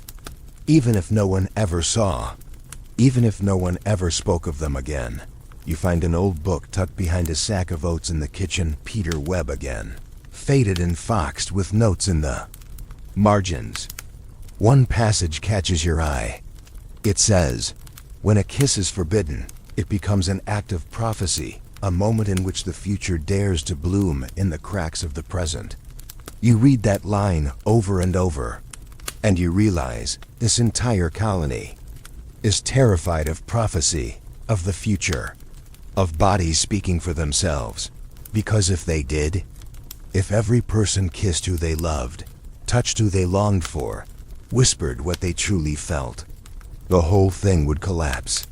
The scaffolding of shame, the architecture of control, it all depends on silence. And so, in your own small way, you begin to unlearn the silence. You walk slower in the square. You let your eyes linger half a second longer. You smile without apology. And one night, when the world is cold and quiet and no one is watching but the moon, you reach for someone's hand and they don't pull away. And though your lips never meet, the heat between you hums louder than any sermon, and you know, a kiss is coming. Maybe not tonight, maybe not soon. But one day, when the air is just right and the fear has thinned, you'll lean in. And you won't stop yourself. You're rifling through a stack of goods at the local trade house, pretending to be interested in dried beets when you feel it paper, delicate, and tucked into the lining of a leather pouch. You slide it out carefully, palms sweating despite the cold, and your heart stumbles when you see what it is. A page, yellowed with age, filled with tight, slanted script. It isn't a prayer or a supply list. It's a guide, an actual guide about kissing, not a Puritan chastity pamphlet, not a fire and brimstone warning about lips becoming gateways to hell. This is something else. The art of the pressed mouth. It begins like a gentle dare. You tuck it into your coat before anyone sees. That night, by candlelight, you read it in full. It's written in secret language like a coded confession. Phrases like the courtesy of lip-to-lip greeting, the slow reverence of breath shared, and the sacred hush that follows mouth-to-mouth contact leap off the page. The author isn't named, but you know they must have lived far from any meeting house. This isn't instruction. It's rebellion disguised as instruction. And it's not the only one. You start to notice more. Hidden behind pantry jars, slipped into hymnals, etched faintly into the back of mirror frames, They're not mass-printed. They're copied by hand, passed from palm to palm, page to page. Erotic manuals, love treatises, fragments of the Kama Sutra, translated with shaky ink and courage. One page talks about kisses upon the eyelids. Another describes the pulse behind the ear as a secret gateway to joy. None of it is vulgar. All of it is real, intimate, honest. You read these like they're maps to a lost city, and every line makes you ache a little more for something you can't name, but definitely remember. Something your bones recognize even if your brain has tried to forget. It becomes clear that while the colony has been shouting about sin and shame, there's been a quieter, slower resistance blooming beneath the surface. A resistance written, not in protest banners but in velvet ink and stolen minutes. These books, these pages, they aren't pornography. They're memory. They're whispers from before the great forgetting, from a time when kissing wasn't punished but prized, when lips were allowed to learn each other slowly, syllable by syllable, like reading a holy text in the dark. Historians still argue whether these secret texts were copied from European originals or written here, born of local hunger. Some say the midwives wrote them, others suspect itinerant traders, but their origin matters less than their survival. And it's not just the content, it's the tone. These manuals speak gently, reverently. They treat the body not as a battlefield, but as a garden. They describe kissing not as a prelude to sin, but as a kind of conversation, the most honest kind, the kind without words. And suddenly you understand what the elders fear most. Not the kiss itself, but the intimacy that makes lies impossible. A kiss, when it's real, strips away every mask. There's no doctrine in it, no structure. Just want, mutual and raw, unedited. And in a society built on pretending, that's the real danger. That two people might press their mouths together and for one trembling moment become entirely true. You test one line on your tongue. Let your lips move like water, not hammer. It makes you laugh quietly. Not from mockery, but from recognition. You've been kissed like a hammer before, and you've dreamed of being kissed like water, fluid, unforced. Like two rivers agreeing to become one. You don't say this to anyone, of course. You still live here. You still attend the gatherings. You still nod when the deacon warns against the corruptive arts of the mouth. But inside, your pocket is filled with poems and your heart is filled with stolen instructions. You hear of a woman caught with a copy of one of these texts. Not the Kama Sutra itself, but a derivative, a modestly titled Reflections on Mutual Regard. She was midwife, of course. Most of them are.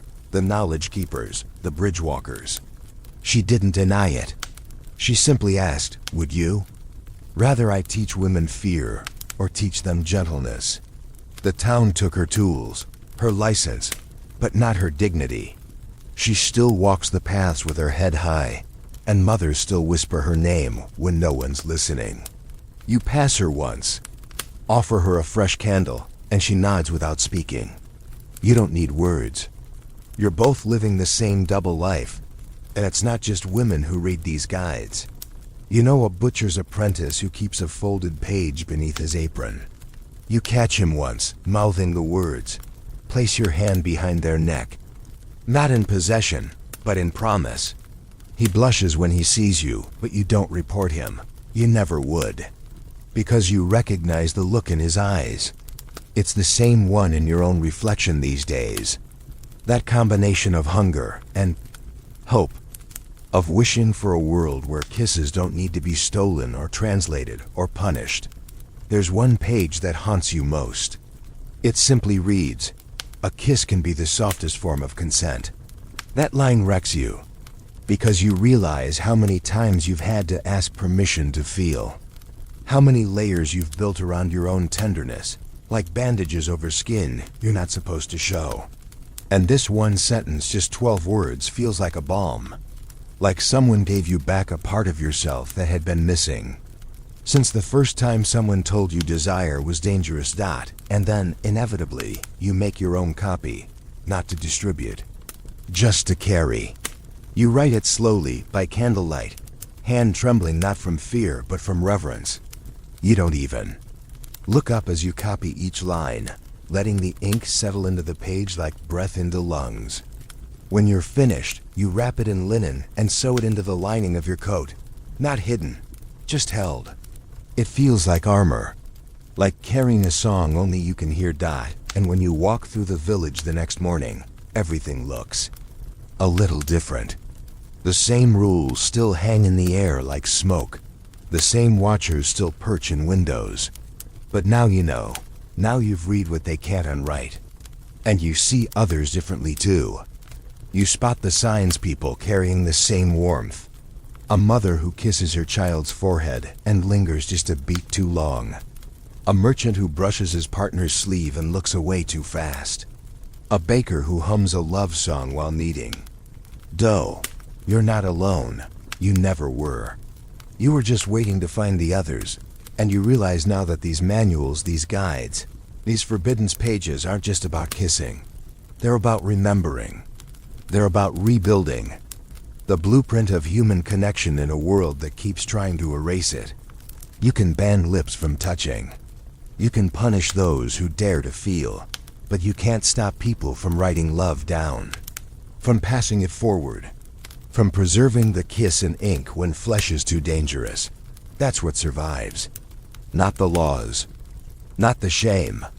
But the memory of softness, passed hand to hand, breath to breath, until one day, someone kisses someone without fear, and everything begins again. It starts with a mirror. Not yours. Mirrors are too extravagant for your room, but one hanging in the hallway of the merchant's house where you sometimes deliver firewood. It's not large. The glass is clouded, the edges chipped, but it holds something dangerous. Your reflection, and behind it, a girl. She's maybe your age, maybe a bit younger, wearing a shawl that still smells faintly of dried lavender, and she's doing something truly treasonous. She's applying lip balm, slowly, carefully, like a ritual.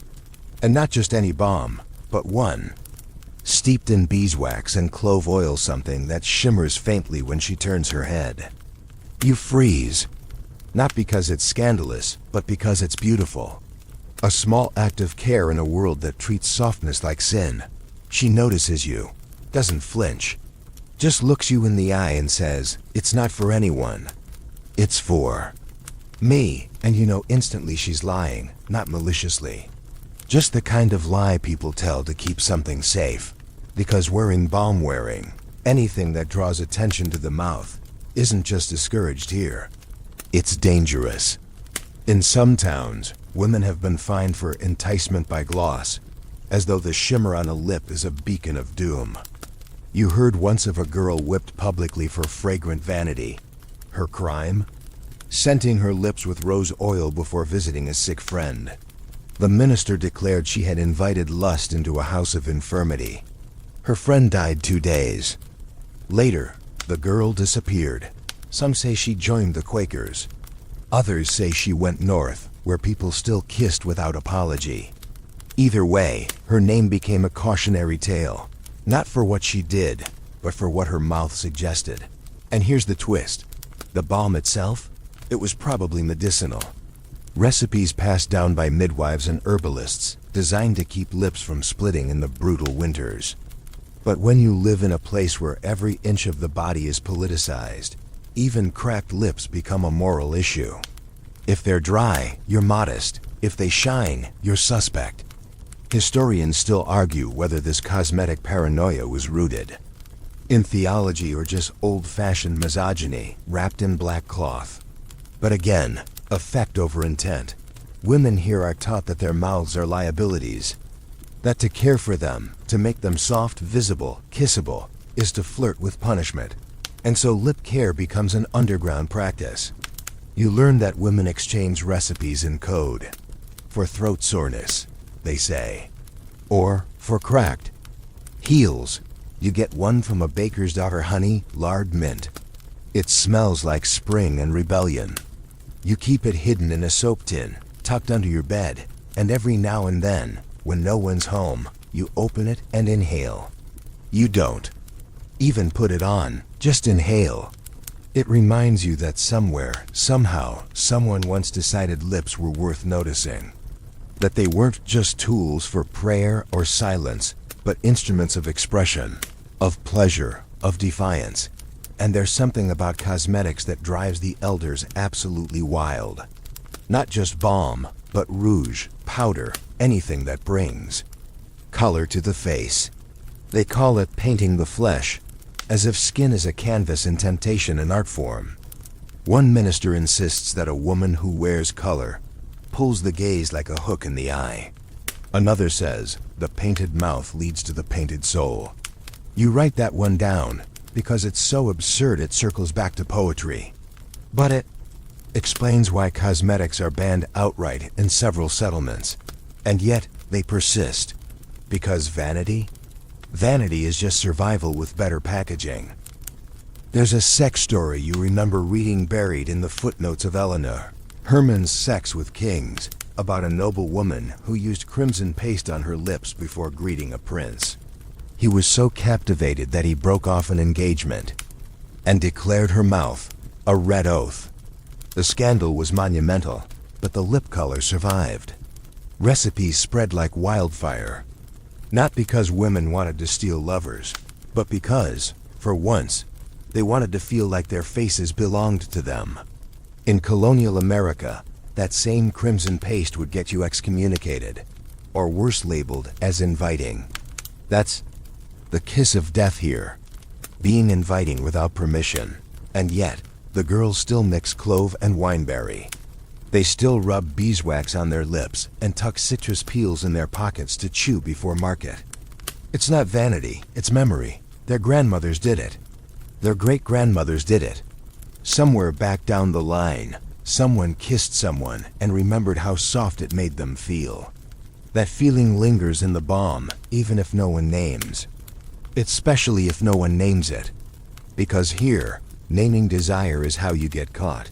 You hear of one case, a girl accused of using lip color to seduce a visiting preacher.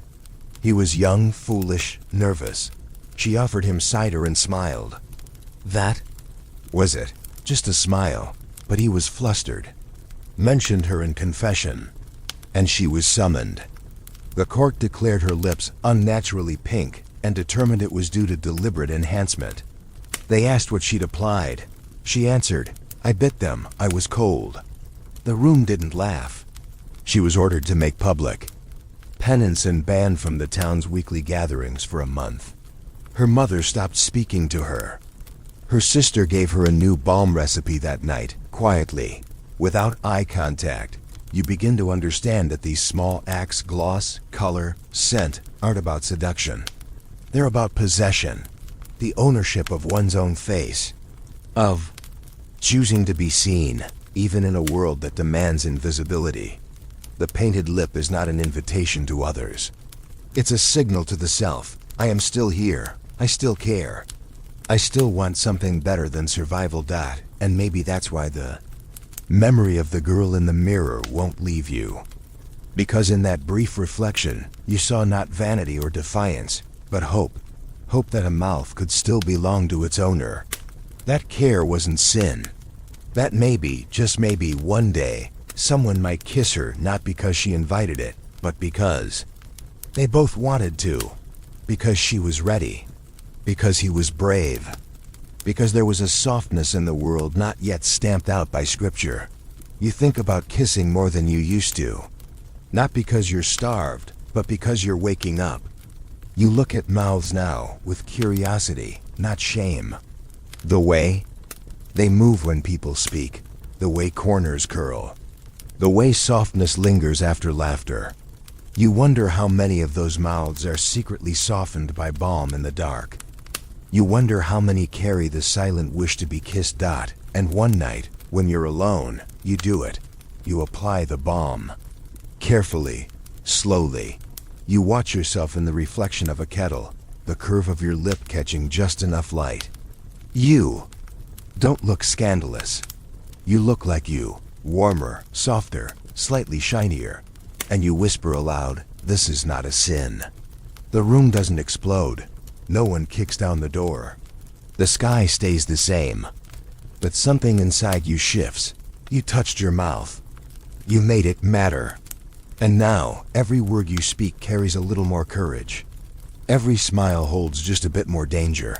And the next day, when you pass someone in the market who looks at your mouth and smiles, not judgmental, not lewd, just curious, you don't look away. You hold the gaze. 3 seconds. 4. 5. A decent count. And then a little more. And when you walk away, your lip balm still warm, you realize something truly revolutionary. One day, someone is going to kiss that mouth. And it will be because they want to. And because you want them to. And no law, no sermon, no powdered elder with his eyes full of thunder will be able to stop it. It's always the doorframe. That narrow, unassuming strip of wood where everything begins and ends, where people pause, pivot, and occasionally, if they're brave or foolish, reach for one another. You're watching one now from across the street, under the guise of tying your boot. A woman stands in it, half-shadowed, her fingers resting lightly on the frame, her eyes fixed on the man just beyond. He hesitates. You can see it, how his weight shifts, how his breath stalls. She doesn't move, doesn't speak, just waits, like someone standing at the edge of a dock deciding whether to dive. And then slowly, he steps forward.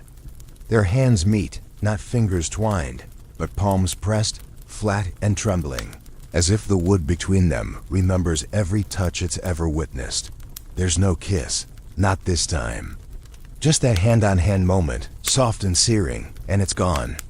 He turns away. She steps inside. The door closes. You stand up, your boot forgotten, and think, that was more intimate than anything you've seen all year. Because that's how it happens now. Behind doors, in thresholds, in borrowed seconds. Public sin has become private sanctuary. And the real intimacy, the physical, the emotional, the spiritual, unfolds in silence, in corners, in places no eyes dare follow. The kiss hasn't vanished.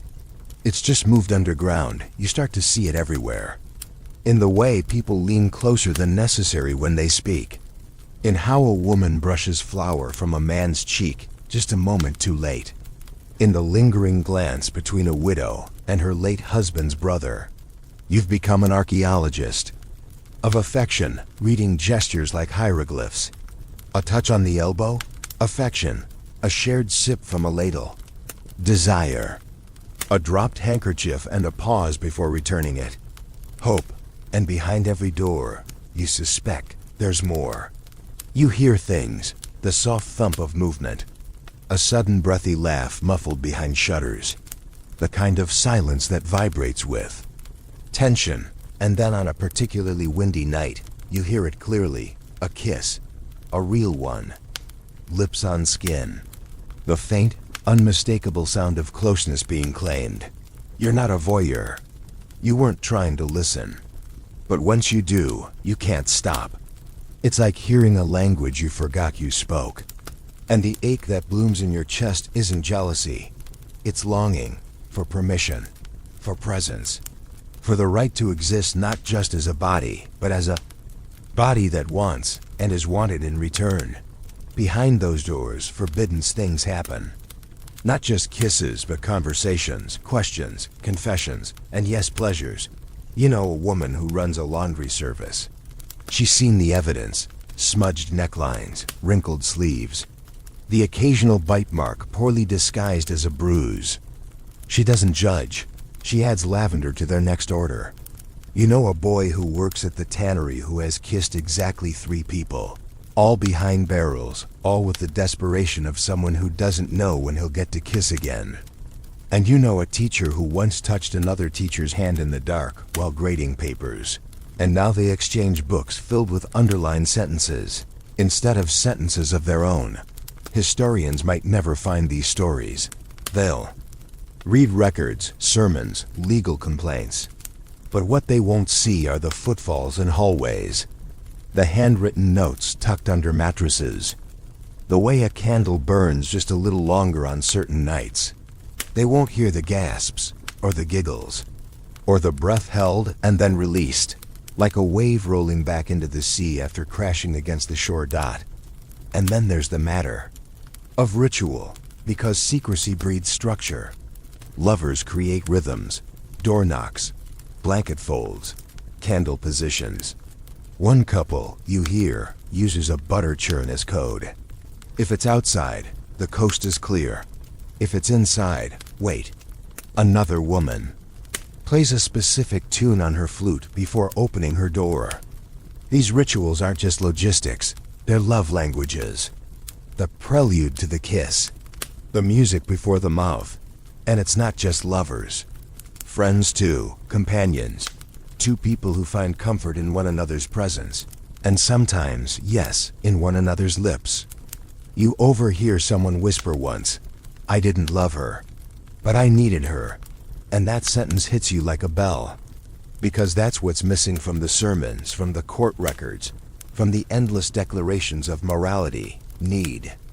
Not lust, not corruption, just simple, aching need for touch, for closeness, for another human being to look at you and say, "You are not alone." One story stays with you more than the others. A woman named Mercy, a seamstress, quiet, invisible, until she wasn't. One night, she was caught in the arms of another woman, not doing anything, just holding, rocking back and forth like two people trying to keep the world from falling apart. Someone saw, of course they did. They were summoned. They expected to be condemned, instead they were separated. Sent to different towns, neither ever married, but both kept writing. You've seen the letters. They're not love letters. Not. Explicitly, they talk about sewing patterns, about crops. But every third line holds a code. The blue thread reminded me of your eyes. The chill here is different than it was with you. I dreamt of warmth last night. Historians still argue whether their relationship was romantic or platonic. But you don't, because you know what a kiss sounds like, even when it's spelled out in metaphor. And here's what no one tells you. Once a kiss happens behind a door, it doesn't stay there. It leaks. Into dreams, into footsteps, into the way someone lifts a cup or hums while hanging laundry. It changes everything. Even the air. People carry that kiss with them like a secret flavor. You can taste it if you're close enough. You think about that a lot when you walk home at night. Who's kissing whom? Who's waiting for the right moment? Who's afraid? Who's brave? And who's kissing not out of love, but because it's the only time they feel real? You understand. Now that a kiss isn't just physical, it's existential. It says, "I see you, I feel you. We are here, together, in this moment, and no one can unmake it." And maybe that's why the rules are getting tighter.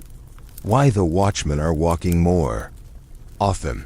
Why the sermons are longer, the punishments harsher, the public confessions more frequent. Because the colony senses it's losing control. That behind every door, a new world is blooming. One not governed by fear, but by want, by care, by heat. You pass a house with the shutters drawn and a faint flicker of candlelight dancing on the glass. You know what's happening inside. And for once, you don't envy it. You honor it. You protect it. You keep walking, slower, letting your own breath fog the air. And for a moment, you swear the cold doesn't bite quite so hard. Because somewhere out there, someone is being kissed. And not just kissed but seen. And not just seen but chosen. And that is the most revolutionary act of all. It starts with a letter. Folded in half twice, smudged at the corners, tucked discreetly under a sack of dried barley at the trading post. You weren't supposed to find it. It wasn't meant for you. But once it's in your hands, you can't unfeel the heat of it, like someone pressed their cheek to the paper and whispered their breath into the ink. It begins plainly enough, to the one I saw standing by the lantern, and then veers into something else entirely. A description, vivid and daring, of a kiss not yet given but fully imagined. not obscene, not even overtly romantic. Just so detailed, so textured, so hungry that you have to sit down. The writer imagines the recipient's breath catching, their lips parted slightly, the taste of salt from skin, the warm tickle of air shared in that inch between almost and actual. They write, "I would not ask permission because I would already." See it in your eyes. That line stays with you all day, because it speaks to something too ancient to name. Something before laws, before shame, before the entire new world. And the thing is, this isn't the first letter, not even the fifth. These notes have started spreading across the colonies like smoke signals. In New Amsterdam, Boston, even up toward Montreal. Letters, passages, sometimes poetry, sometimes simple longing. Some are anonymous, some signed with false names like "A Voice in the Orchard" or "Yours in Silence." They're tucked into barrels, sewn into hems, hidden between pages of the Book of Psalms. And you've started collecting them, like rare flowers, a paper bouquet of forbidden yearning. And in those letters, you see something no one admits out loud. Europe's kissing rituals have come to America. And the Puritans can't stop them, because in the Old World, kissing was a craft, a culture. There were rules, yes, but also rituals. In Italy, a kiss on each cheek meant friendship. In France, it was seduction. In Spain, it was theater. In England, it was political. And in the royal courts, kissing was currency. It was used to seal alliances, to demonstrate loyalty, to flaunt access. You remember reading in Sex with Kings how noblewomen would kiss with calculated timing on the cheek. The hand, the lips, each one coded, precise, often more powerful than a signature. And now in this new world, those meanings have arrived. Like stowaways, hidden in pockets, carried in mouths. But here, every kiss is radioactive. The French customs especially. The French disease, they call it in sermons. A term originally meant for syphilis, now repurposed for anything too sensual. The Puritan fear of the French kiss isn't just about mouths. It's about what? It represents pleasure without apology, contact without clerical oversight. A world where lips are not just tools for speaking or praying, but for exploration, expression, freedom. And so kissing becomes not just personal, but political. The colonies, in their endless sermons and rulebooks, are trying to distinguish themselves from the corruption of Europe. They want to be pure, clean, controlled. But people aren't customs forms. You can't declare their desire at the border and expect it to behave. And slowly, the European ways seep in, through merchants, soldiers, migrants, through books with faded bindings and pages that smell like oranges and candle soot, through songs, through stories, through mouths. One woman you know, a former maid in a Dutch household, tells you about how her old mistress would receive guests with a hand kiss, then a double cheek kiss, and finally, if the room was cleared, a true kiss, full on the lips, short and firm, like a punctuation mark. The maid didn't understand it at first, but she watched, learned, mimicked, and now years later, she kisses the inside of her own wrist when no one is watching, just to remember. Another man, a fur trader from the southern coast, boasts quietly, drunkenly, that he's kissed women in 4 languages. He says each kiss is different, depending on the vowels, the cadence, the cultural rhythm. He laughs when he says it, but there's sadness behind it, because here, in this frozen pocket of doctrine and dread, he hasn't kissed anyone in months. My lips remember more than my hands, he tells you. And that's the cruelest part. You hear tales, too, of visiting nobles from Europe who nearly caused scandal just by greeting local women with a kiss on the hand. Improper bodily conduct, the townspeople hissed. But those women, they lit up like candles, even if just for a moment, because they'd been touched, seen, acknowledged. And yes, it was dangerous. But it was also real. You think of all the ways kissing has evolved overseas. In Spain, the beso robado, the stolen kiss. In France, le baiser de la bouche, the mouth kiss, offered as an act of surrender. In Poland, the tradition of kissing a woman's hand and bowing. In Russia, the triple cheek kiss, each culture building a choreography of affection. And here, in the colonies, the choreography has been banned before it could even be taught. But something's shifting, slowly, reluctantly. You hear it in the way young people speak, using phrases like brush of lips and shared breath in places where older generations would say temptation or wickedness. You notice the influence in the way people hug now, tighter, longer, sometimes with heads resting just close enough for mouths to almost meet. A new language is forming, and its grammar is entirely oral. There's one story that makes the rounds like wildfire. A traveling violinist from Portugal, invited to play for a colonial wedding. He's foreign, beautiful, unmarried, and after the performance, he thanks the bride not with a handshake, but with a kiss to the back of her hand, then one to her forehead. The room froze. The minister nearly fainted. The bride blushed so violently she had to sit. Nothing came of it, officially. But weeks later, 3 other young men were seen imitating the gesture in private. It wasn't about seduction. It was about elegance, about reclaiming affection as something artful. That, the elders couldn't forgive. And now, you find yourself practicing in secret, not the kiss itself, but the lead-up. The lean, the tilt, the pause. You mouth old French phrases in your bed.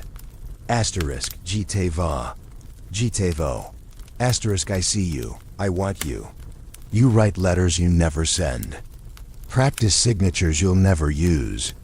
Imagine customs from cities you'll probably never visit. You kiss your own fingers and press them to the mirror. And every time, you feel a little less ashamed.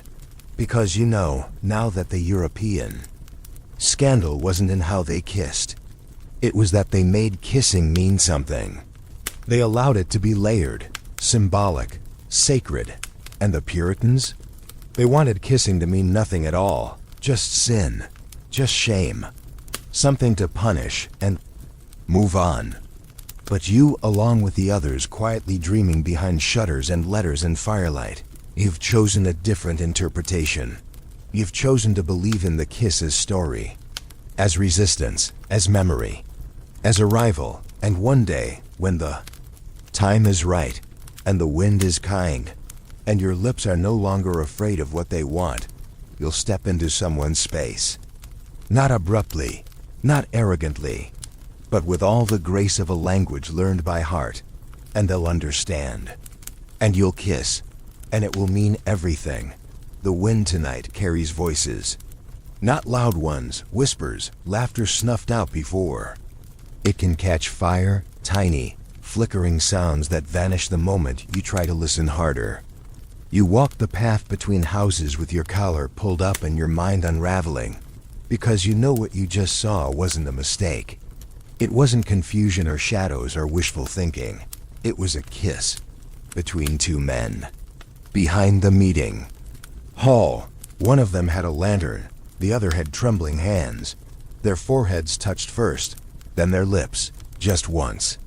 Quick, like passing a message with breath. And then they parted. Not quickly, not guiltily, but with the care of people who know what they've done can't be undone. You kept walking. You didn't look back. But your heart's been hammering ever since that, because now you understand that some kisses in this place are more than just forbiddens. They're dangerous, illegal, a threat not only to purity, but to power. And you think about how unfair that is. How one kiss between people of the same sex is considered worse than a dozen violent sins. How it's not even seen as affection, but as a crime against structure. Unnatural, the ministers say. Corruptive to the order of creation. They preach it every week now, louder than ever, with eyes narrowed and fists clenched. But behind all that noise is fear. Not fear of sin. Fear of freedom.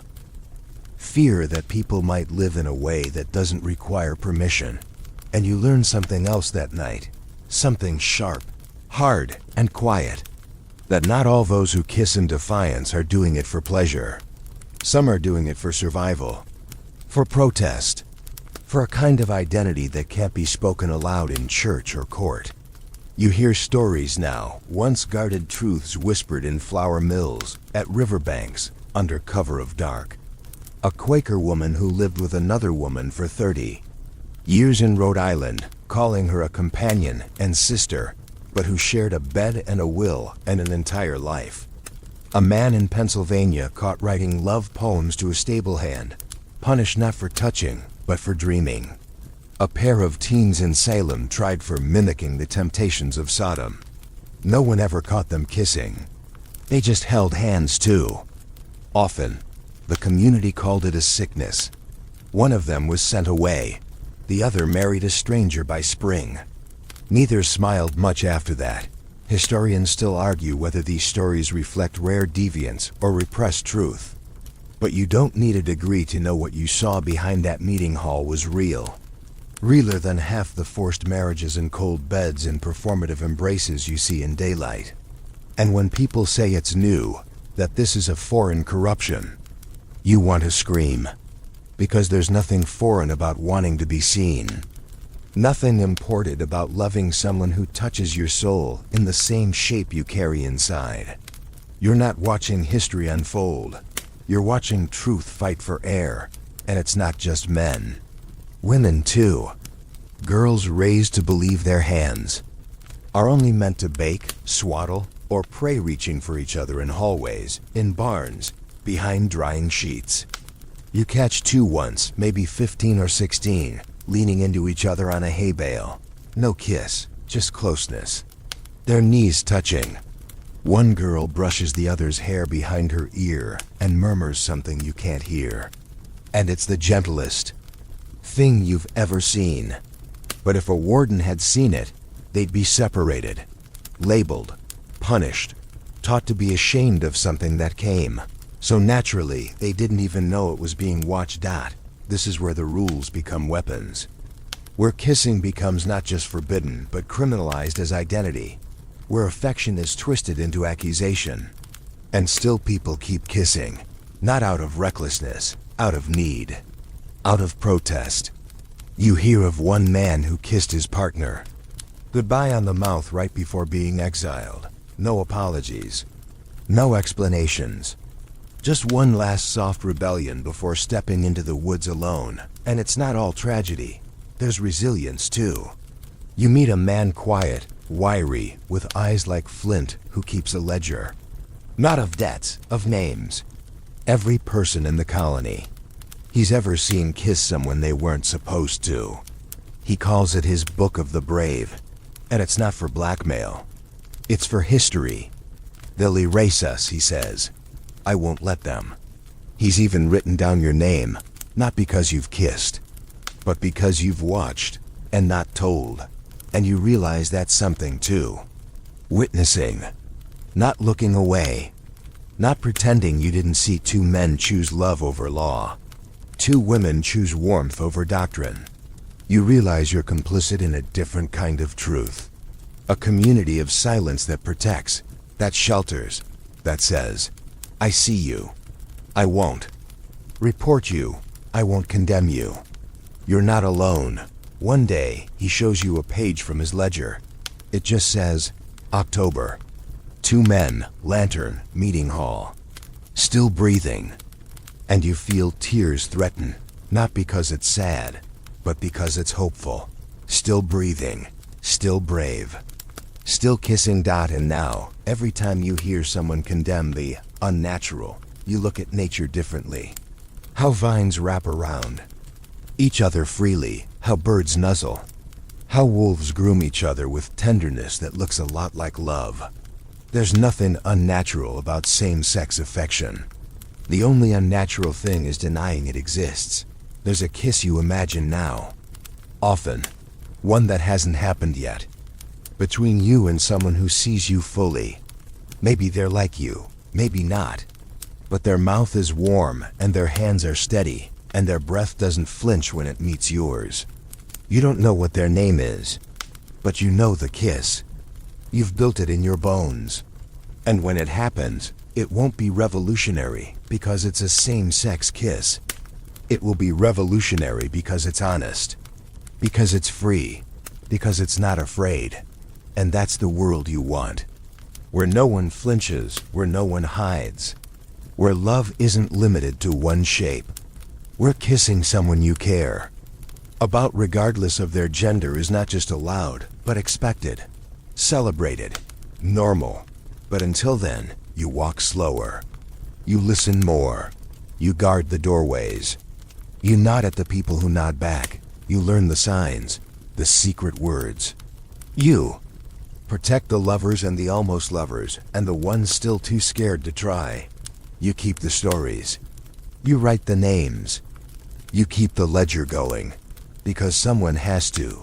Because every kiss that breaks, a rule writes a new one. Because behind every forbidden kiss is a history that will one day refuse to be forgotten. Asterisk. You're in a candlelit room that smells faintly of rosemary and scorched linen, sitting cross-legged on a floor strewn with dried herbs, while a woman with silver in her hair and fire in her eyes tells a group of girls how to kiss without being caught. Not seduce, not sin. Kiss, softly, smartly, secretly. You don't even know how you got here, one of the girls slipped you a note after market, something about a gathering for those who still believe in touch. And now you're here, surrounded by whispers and steam and the quiet, pulsing ache of truth. The woman is a midwife, of course. She speaks not like a teacher, but like a memory made flesh. Her voice is low and rhythmic, the kind of voice you'd follow into the woods if it asked you nicely. The cheek is safer than the mouth, she says, but the ear is more powerful. The neck is poetry. The fingers, if you know what you're doing, can say more than lips ever could.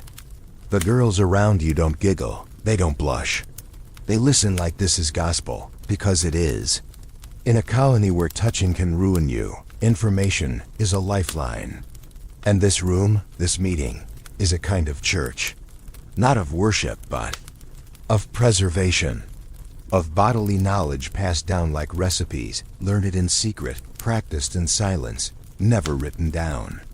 You learn that older women in the village teach their daughters and nieces not just how to endure childbirth and grind herbs, but how to kiss safely, how to hide affection in plain sight, how to leave love in the soft places, between shoulder blades, behind knees, under earlobes, where the authorities never look. Historians still argue whether these lessons were formalized traditions or spontaneous rituals, but here and now, they're as real as the floor beneath your knees. The midwife continues. She demonstrates on her own hand. If you must kiss, let it be brief, but let it be honest. Don't waste it on someone who won't remember it for the rest of their life. The room hums. One girl swallows hard. Another clutches her pendant. You realize something profound is happening here. These aren't instructions for sin. They're survival strategies. In a world that condemns your mouth, you learn to make every kiss count like currency. You bank moments, store glances, fold memories into yourself like letters no one else will read. And it's not just the girls. Later, you hear of similar meetings held by older boys in barns and lofts, awkward, half-structured lessons about where to place hands, how to lean in without knocking noses, how to breathe so that you don't forget to live. It's not titillation, it's education, because the ministers won't teach this. The elders won't explain how affection works. And books are burned before they reach your fingertips. So knowledge passes mouth to mouth, like the kiss itself, and those who hold it become guardians of something precious. Consent, care, control. There's a phrase the midwife uses that you've never heard before, but that now feels etched into your chest. Touch is a form of remembering. She says it while stirring a poultice, not even looking up, but everyone hears it, and you understand. Because when you've been denied affection long enough, a single touch can bring back 1,000 memories at once. You remember hands you've held, fingers that lingered. A forehead rested against yours when the world was too loud. None of them lasted more than a minute, but they tattooed something under your skin. And now, every time you want to feel safe, you remember them. You think about how many women have carried this knowledge before you. How many mothers and grandmothers wrapped it in stories and rhymes and lullabies. How they taught their daughters not to seek permission to feel, but to protect that feeling like a candle in the wind. And the knowledge didn't stop at kissing. You learned that some of them kept maps of the body, not literal, but remembered, sung. Places where pleasure hides, where tension melts, where fear loosens. You learned that a kiss on the inside of the wrist can steady the heart, that lips on a knuckle mean trust, that kissing someone's temple is the body's way of saying, you don't have to speak. And still, the church calls them witches. Not because they curse crops or fly on broomsticks, but because they dare to teach others how to find power in softness, how to reclaim their mouths, their bodies, their wants. And that, in a world addicted to control, is the ultimate rebellion. You've heard the stories. Women tried not just for spells or herbs, but for unnatural touch. One was convicted after someone claimed to see her kiss another woman's palm for too long. Another was accused of whispering sins into a man's ear. They were burned or banished or broken. Not for what they did, but for what they knew. Because here, knowledge is fire. Especially when it's passed between women. But not all men are jailers. Some are students, learners, keepers of the quiet ways. You meet one, a weaver's apprentice who carries a stitched diagram inside his coat. It's not crude. It's art, a map of where he once kissed someone and what each spot meant. The drawing is delicate, full of symbols and tiny notes. Hear her laughter, hear her no, hear her yes. He says he made it so he'd never forget, because the girl moved away. And the kiss, he says, was like hearing her soul sing. That map, hidden against his chest, is the only way he can still hear the song. And now you're starting to map your own memories. Not on paper, in pulse points, in glances, in moments. You remember the person who once squeezed your hand twice, then let go. The person who touched your sleeve and called it an accident. The person who kissed your cheek so lightly you weren't sure it happened until you blushed anyway. You carry those like heirlooms. They don't rust. They don't break. They just wait, like seeds under snow. And you understand now why the midwives guard these lessons so fiercely. Why the women in this colony, despite everything, continue to pass down these secrets behind laundry lines and under the cover of mending circles. Because they know that one kiss done right, done with reverence, can be the beginning of a whole new world. A world where you don't need to beg for affection. Where you don't need to hide your desire.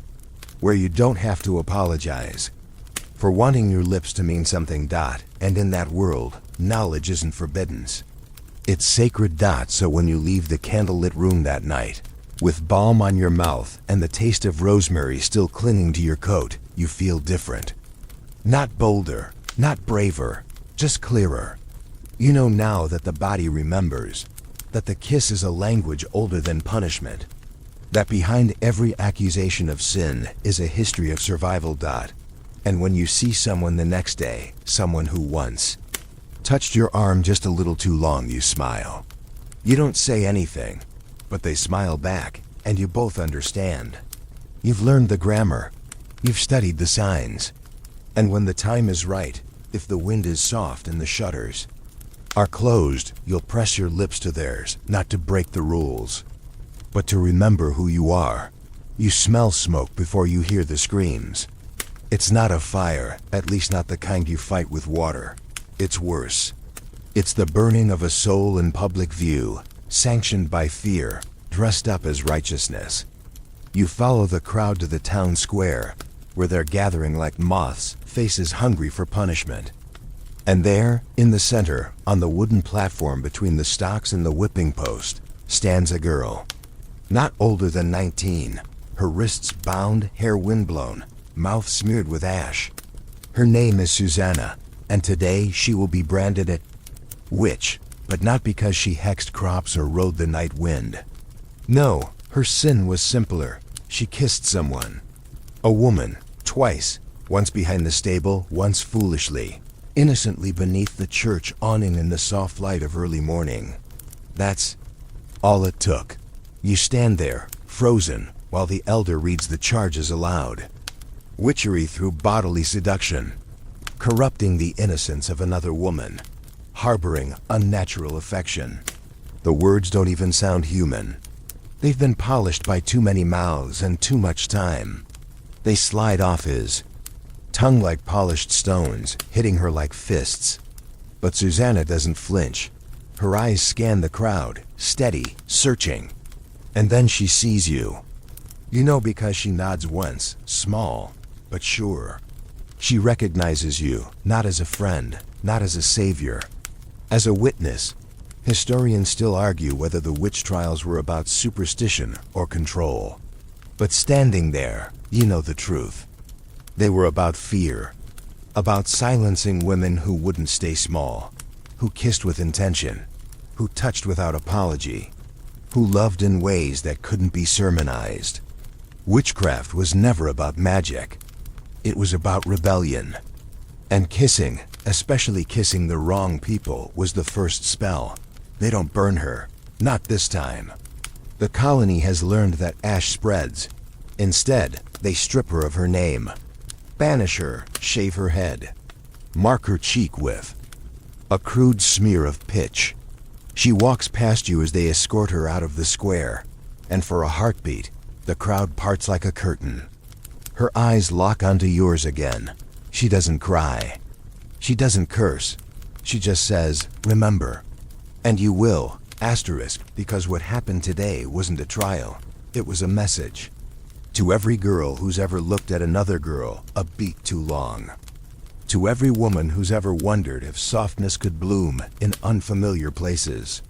To every pair of lips that has hovered an inch too close to someone unexpected. The colony doesn't just want obedience. It wants amnesia. It wants you to forget that your body has ever hungered for anything it wasn't told to want. But forgetting is a luxury you no longer have.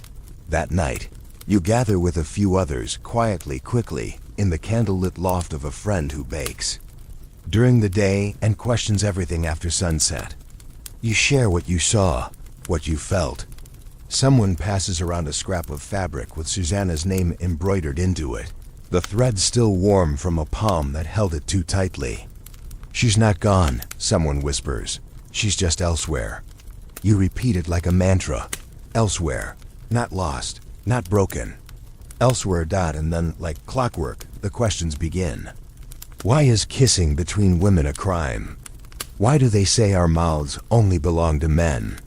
Why is closeness only holy when it leads to children? You think of all the women in the colony who have touched each other in kitchens and fields, in quiet glances, and lingering goodnights. Were those kisses also spells? Was that warmth also witchcraft? You remember the texts you've collected, the erotic fragments, the manuals smuggled in crates of spices. You recall one line from the erotic spirit through history. To kiss is to name what the soul wants, before the mind catches up. That's what scares them. Not the physical act, the clarity, the intention, the courage of it. The next day, you notice that more shutters are closed. People speak in tighter circles. The market feels brittle, like everything might snap. The authorities are watching, hoping the branding worked, that the lesson landed. But beneath the surface, something's shifting. You hear of a widow who kissed a girl on the temple while tying her apron. A healer who let a touch linger on a friend's back during a blessing. Tiny gestures, unpunished, but deliberate. You begin hearing new rumors. That Susanna was sent to a forest commune where women live in cabins, share bread and laughter, and kiss as they please. Some say they wear red ribbons to identify each other. Others say they use flowers, wild lavender on the left side of the bodice. There's no proof, of course. No maps, but the idea burns brighter than any branding. And then something strange happens. One night, walking home late, you find a dried sprig of lavender on your doorstep, tied with red thread. No note, no witness. But the meaning is undeniable. Someone saw you see her. Someone knows you didn't look away. It's not just a symbol. It's an invitation. You sleep with it under your pillow that night and dream of Susanna, hair restored, lips clean, walking barefoot in a sunlit clearing. She looks back at you, smiles, says nothing. Just waits. The days pass. More gestures surface. A seamstress hums a new melody under her breath while stitching hems. It's not a hymn. It's a love song, written in a language no one else understands. A schoolteacher adjusts a girl's collar and mouths something no one catches. A young man is seen with ink smudged on his neck, not a wound, but a kiss pressed by someone bolder than we're allowed to be. And you? You change too. You stop hiding your eyes. You let them linger. You touch the back of a friend's hand in passing. You greet people by brushing your cheek against theirs just once, quickly. But they know. You've learned the magic. Not of spells or potions, but of refusal, of preservation, of reclaiming something they've tried to brand out of you. You think of the fire that never happened, the one they threatened but withheld, and you realize the fire is happening anyway. It's in your chest, your fingertips, your breath. Every time someone kisses someone they weren't supposed to, a spark lights. And soon, it won't matter what they outlaw. The whole world will be burning with memory. There's a storm rolling in, thick and silent, the kind that makes the trees lean toward each other like they're sharing secrets.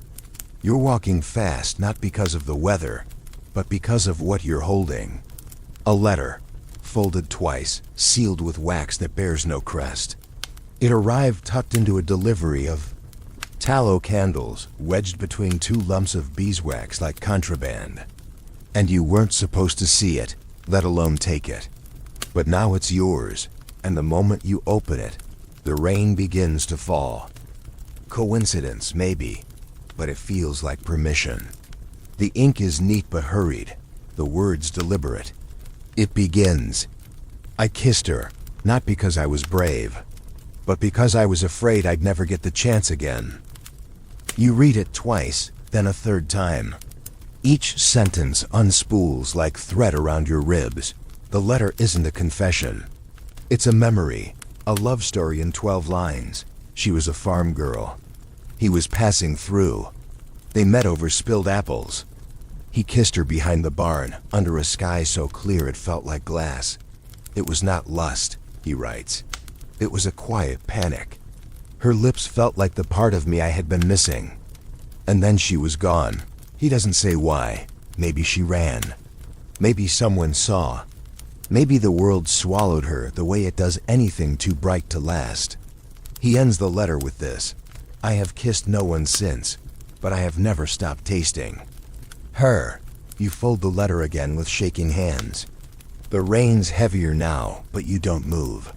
Your face is wet with more than water. And all you can think is, this is what they're trying to erase. Not sin, not scandal, but sweetness, the kind that lingers, that rewrites the inside of your mouth, that changes how you speak, how you breathe, how you remember. You walk home, in the downpour, soaked through, clutching the letter like a relic. And when you reach your room, you don't hide it. You lay it flat on the table and press your fingers to the ink. You whisper the words aloud, slow, like a spell. You feel them, settle into the air like smoke, like memory, like prophecy, because that's what these letters are. Not just stories, prophecies, proof that love has always existed in the cracks, that kisses find their way between walls, between borders, between rules. And now you begin to wonder how many of these exist. How many lovers wrote down the moments they weren't allowed to live? How many kisses were preserved in ink because they were too dangerous to repeat? You go looking. First in the bakery, where flour dusts everything like snow and the backroom holds more than just dough. There's a drawer, third from the top, filled with old receipts, and tucked at the back, folded in four, a note. He kissed me while my hands were still wet from kneading. I didn't dry them, I didn't care. No name, no date. But the paper smells faintly of cinnamon and burnt sugar. Then at the tailor's, behind a panel loose in the wall. A series of scraps sewn together, not sentences, just phrases. Window. Open. Breath warm. Left shoulder. He didn't ask. I didn't mind. You hold the patchwork in your hands like a quilt made of desire. The tailor sees you, says nothing. Just nods. At the chapel, it's harder. But eventually, you find one hidden behind a hymn book cover, written in faded charcoal. She kissed me when we finished praying. Sighed amen with her mouth still on mine.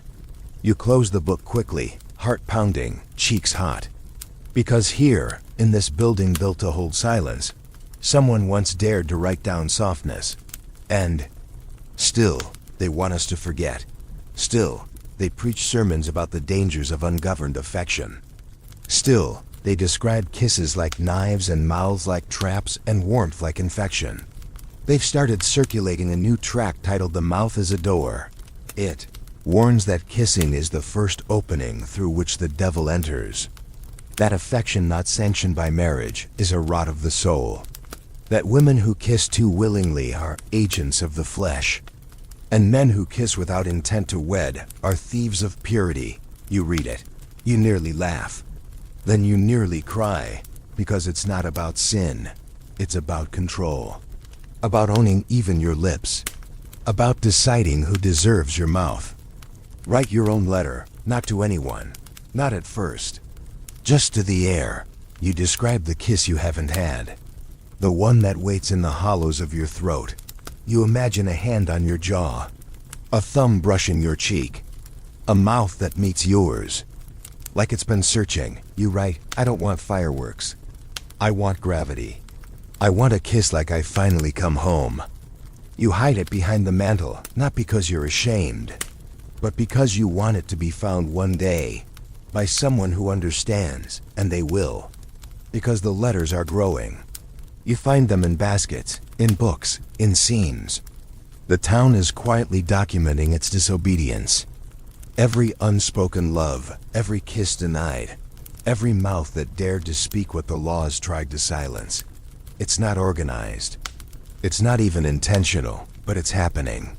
A paper archive of the forbiddens. A library of longing, and some of them are centuries old, smuggled from Europe, passed down like charms. You read one written in Italian. Translated, it says, "We kissed beneath the bells, with war in the distance. I thought, if this is the end, let it be this." Another from a Dutch sailor. Her kiss was salt and smoke. I forgot the name of my country. And one from a woman. In what was once Aquitaine. She kissed me after brushing my hair. I let her. I wanted to. I still do. These aren't just letters. They're resistance. You begin to share them, quietly, during meals, during walks. You whisper one to a girl while tying your apron. She whispers one back. You see the change in people's eyes when they hear the words. A softening. A remembering. Some start writing their own. Others begin looking more carefully at faces, at hands, at mouths. And maybe that's the miracle. Not that people kissed, but that they remembered. That they refused to forget. That they wrote it down so the truth would survive even if their bodies didn't. You wonder how long it will be before someone writes down your story.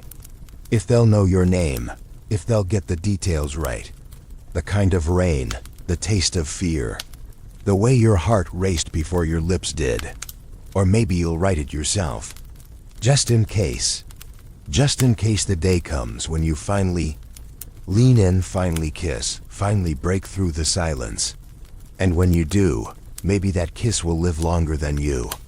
Maybe it'll be folded into another letter, hidden behind another wall, waiting for someone like you to find it.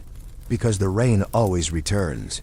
But so do the letters, so do the kisses. So does the truth. It begins with a dare, not shouted. Not even spoken, really, just a glance. A breath caught between two mouths, and a question unasked. Would you? You see it from across the field, where the harvest festival's in full swing, music playing low, pies cooling on cloth-covered tables, children running wild while the adults pretend not to notice the tension beneath the cider and song. It's twilight, that gold-blue hour where everything feels softer, slower, more possible. And there they are. A boy and a girl, both standing too close to the barn, their shadows almost kissing before they do. You know that look. You've worn that. Look, and sure enough it happens. She leans in, tilts her head. He follows. And for 3 seconds, the world forgets its rules. They kiss, sweet, clumsy, real, and then it breaks. They pull back, both flushed, both grinning. But before joy can settle in, someone calls out. Saw that. The music stops. It doesn't matter that they're betrothed. Doesn't matter that their parents already signed the contracts. What matters is that they kissed without permission. In public, with people watching. You watch the shift unfold like a stain on linen. Laughter turns to whispers. Smiles collapse. The elders approach. And just like that, a kiss that could have been the start of a love story becomes a public sin. And this is the cruelty no one admits. It was a good kiss. You could see it. The softness in the way they leaned into each other. The unguarded joy. And that more than lust, more than law-breaking, is what they're punishing. Joy. The audacity of pleasure in plain view. A kiss that wasn't hurried or hidden or haunted by guilt. A kiss that didn't apologize. They're separated, told to fast, to write reflections, to speak with the minister. She's instructed to stay indoors for a fortnight. He's sent to CHOP Wood under supervision. A kiss, and now they're criminals. Re-educated, reshaped, all because their mouths met at the wrong time, in the wrong light, with the wrong audience. And suddenly, you can't stop thinking about all the wrong kisses in your life. The ones you wanted but didn't dare take. The ones you took and regretted not savoring more. The ones that were perfect, but forbiddens. You think of one in particular, under a tree, in summer. Their name doesn't matter. What matters is that when their lips touched yours, the world made sense for the first time in months. And then someone saw, and you didn't speak to each other again, not once. Not even to say goodbye. You try to tell yourself it was the time, the place, the colony, the rules. But what you really mean is the fear that a kiss could unravel everything. Because it can. It always can. The next day, you're at the town well when someone hands you a folded paper. No envelope, no seal, just one line, written in a girl's hand. We kissed again, in the dark. No one saw this time. You look up. She's already gone. But you know who it is. You know what this means. The rebellion isn't loud. It isn't public. It's private, persistent, and spreading. More messages follow. Not always written. Sometimes just chalked into the corners of fences. A heart, an initial. The shape of lips drawn small enough to miss unless you're looking. And you are looking. All the time now. You see the symbols everywhere. In needlework, on crusts of bread. In the way candles are arranged in windows. People are still kissing. And they're starting to let each other know. You hear of a girl who kissed her best friend after they caught frogs by the creek. Not because they were in love, just because it felt good. Natural. She said later it was like scratching an itch. In my heart. They were caught, punished, but neither apologized. That detail sticks with you. Because that's what's shifting now. People are kissing and not repenting. They're not denying. They're remembering, writing it down. Keeping it alive. And the elders know. That's why the rules are tightening again. more surveillance, more sermons. A new ordinance announced this week. All forms of affectionate contact outside. Marriage must be reported immediately, or the witness shall be considered complicit. You feel the chill in those words. It's not about stopping the kissers. It's about killing the witnesses. About making everyone afraid to see. You refuse. You keep your eyes open. You make eye contact longer than you should. You leave one of your letters in a stranger's basket. You start carrying bomb again. You brush someone's hand and don't pretend it was an accident. You learn to speak with your body in cold shoulders angled toward interest, head tilted. Just enough to suggest maybe. You say less but feel more. And then, one night it happens. You kiss someone. It's not planned. It's not even dramatic. You're walking home together after helping at the bakery. You've both got flour on your cheeks. It's snowing a little. Your breath forms little clouds, and your hands keep bumping. And then you stop, look at each other. No questions, no may I. Just understanding. And your lips meet, soft, warm, brief, and then again, slower, longer. You don't hear angels. You don't see fireworks. But your chest opens like a window. And when you part, they smile. That's all. No one sees. Or if they do, no one reports. And you realize the kiss didn't change everything. It just reminded you who you are beneath the silence. Later, when you're alone, you write it down. The snow, the breath, the warmth. You add it to your little stack of letters. You don't sign it. You don't date it. But you fold it carefully and tuck it into your coat. It's not for history, not yet. It's just for you, because someday, someone might find it, and when they do, they'll know someone kissed, without fear, without shame. And it was good. There's a book you've never seen before, thick with dust, and tucked behind a broken plank in the meeting house attic. You find it by accident, or maybe not. Maybe some part of you has always been looking for it. The cover is plain, the page is rough, but the ink inside hums with something electric. It's not scripture. It's not a ledger. It's not even signed. But page after page, someone has written down every kiss they've ever witnessed. No dates, no names, just moments. Two hands tangled behind a haystack, lips brushing during a shared hymn. A kiss on the shoulder before war. A kiss between girls while snow fell in the orchard. It reads like scripture rewritten by longing.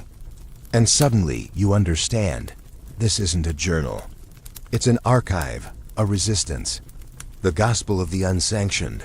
You read it slowly, as if the letters might dissolve if you rush. Every passage reminds you of someone, or something, or some version of yourself you almost forgot. And the deeper you go, the more the story unfolds, not of a single kiss, but of a culture. A people who kissed despite everything. Despite cold pews and colder gazes. Despite laws. Despite shame. This book is the memory the colony tried to bury. The collective breath of those who refuse to forget. You turn a page and find a kiss described. In exquisite detail, not the act, but the silence before it. The way she stood with her hands in her apron. The way the air folded around them. The way his throat clicked like he was swallowing the future. You read it again and again. And it dawns on you that the kiss itself was never the climax. It was always the before, the maybe, the what if. That's what the laws really want to kill, not action, but anticipation. The audacity of hope.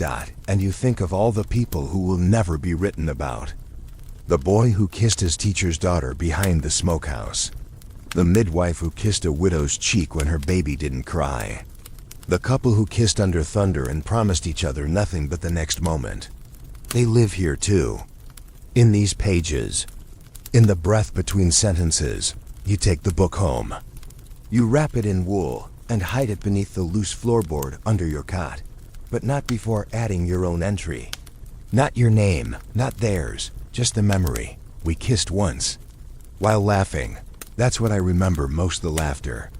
It made the kiss less about want and more about relief. You close the book, and you feel something shift in your chest, like a bird turning toward a warm current outside. The colony moves as it always does, tight-lipped, starched, guarded. But you start seeing cracks everywhere. A child kisses her father's cheek before school, and he doesn't flinch. A young man helps a girl carry water, and when she thanks him, their fingers brush too long. A pair of old women lean into each other at market, speaking in a hush that sounds an awful lot like affection. And no one stops them. You hear whispers. That kissing is returning, not officially, not openly, but like ivy climbing back up stone. That young lovers have started using the church crypts for meetings. That people are paying the blind beggar to pass letters. That someone carved the word bazar into the side of a millstone. French. Deliberate. Not just a kiss. A named kiss, and the elders are panicking. Of course they are. Sermons double. Penalties increase. One man is flogged not for kissing, but for not reporting one. The message is clear. Silence is not enough. You must become a spy. You must become a wall. But fewer people comply. There's fatigue in the obedience now. The old fear doesn't hold like it used to. People want something more, not rebellion, necessarily. Just warmth. And you change too. You start carrying ink. Small scraps of paper. You start writing down every kiss you see, even if it's just imagined. You keep a second book now, not for yourself, but for whoever comes next. Because someone will. Someone always does. And when they find this book, you want them to know they weren't the first. They weren't alone. You pass the midwife's home and see her sitting in the window. She doesn't smile, but she nods. You nod back. That's enough.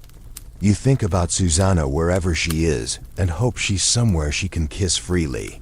You think about the two boys behind the meeting hall, about the lavender, about the letters. You think of all the people who loved without permission and all the mouths that met in secret and all the joy that survived anyway. Because that's what kissing is here now. Not just romance, not just rebellion.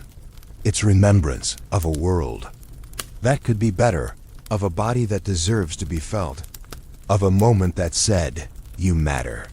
Stay alive. And as the season turns and the air softens, you walk with someone. Not a lover, not yet, but someone whose eyes stay on yours a little too long, whose hands hover, whose smile lingers.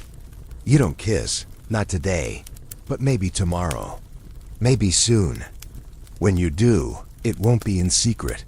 It won't be hidden. It'll be quiet, yes, but deliberate.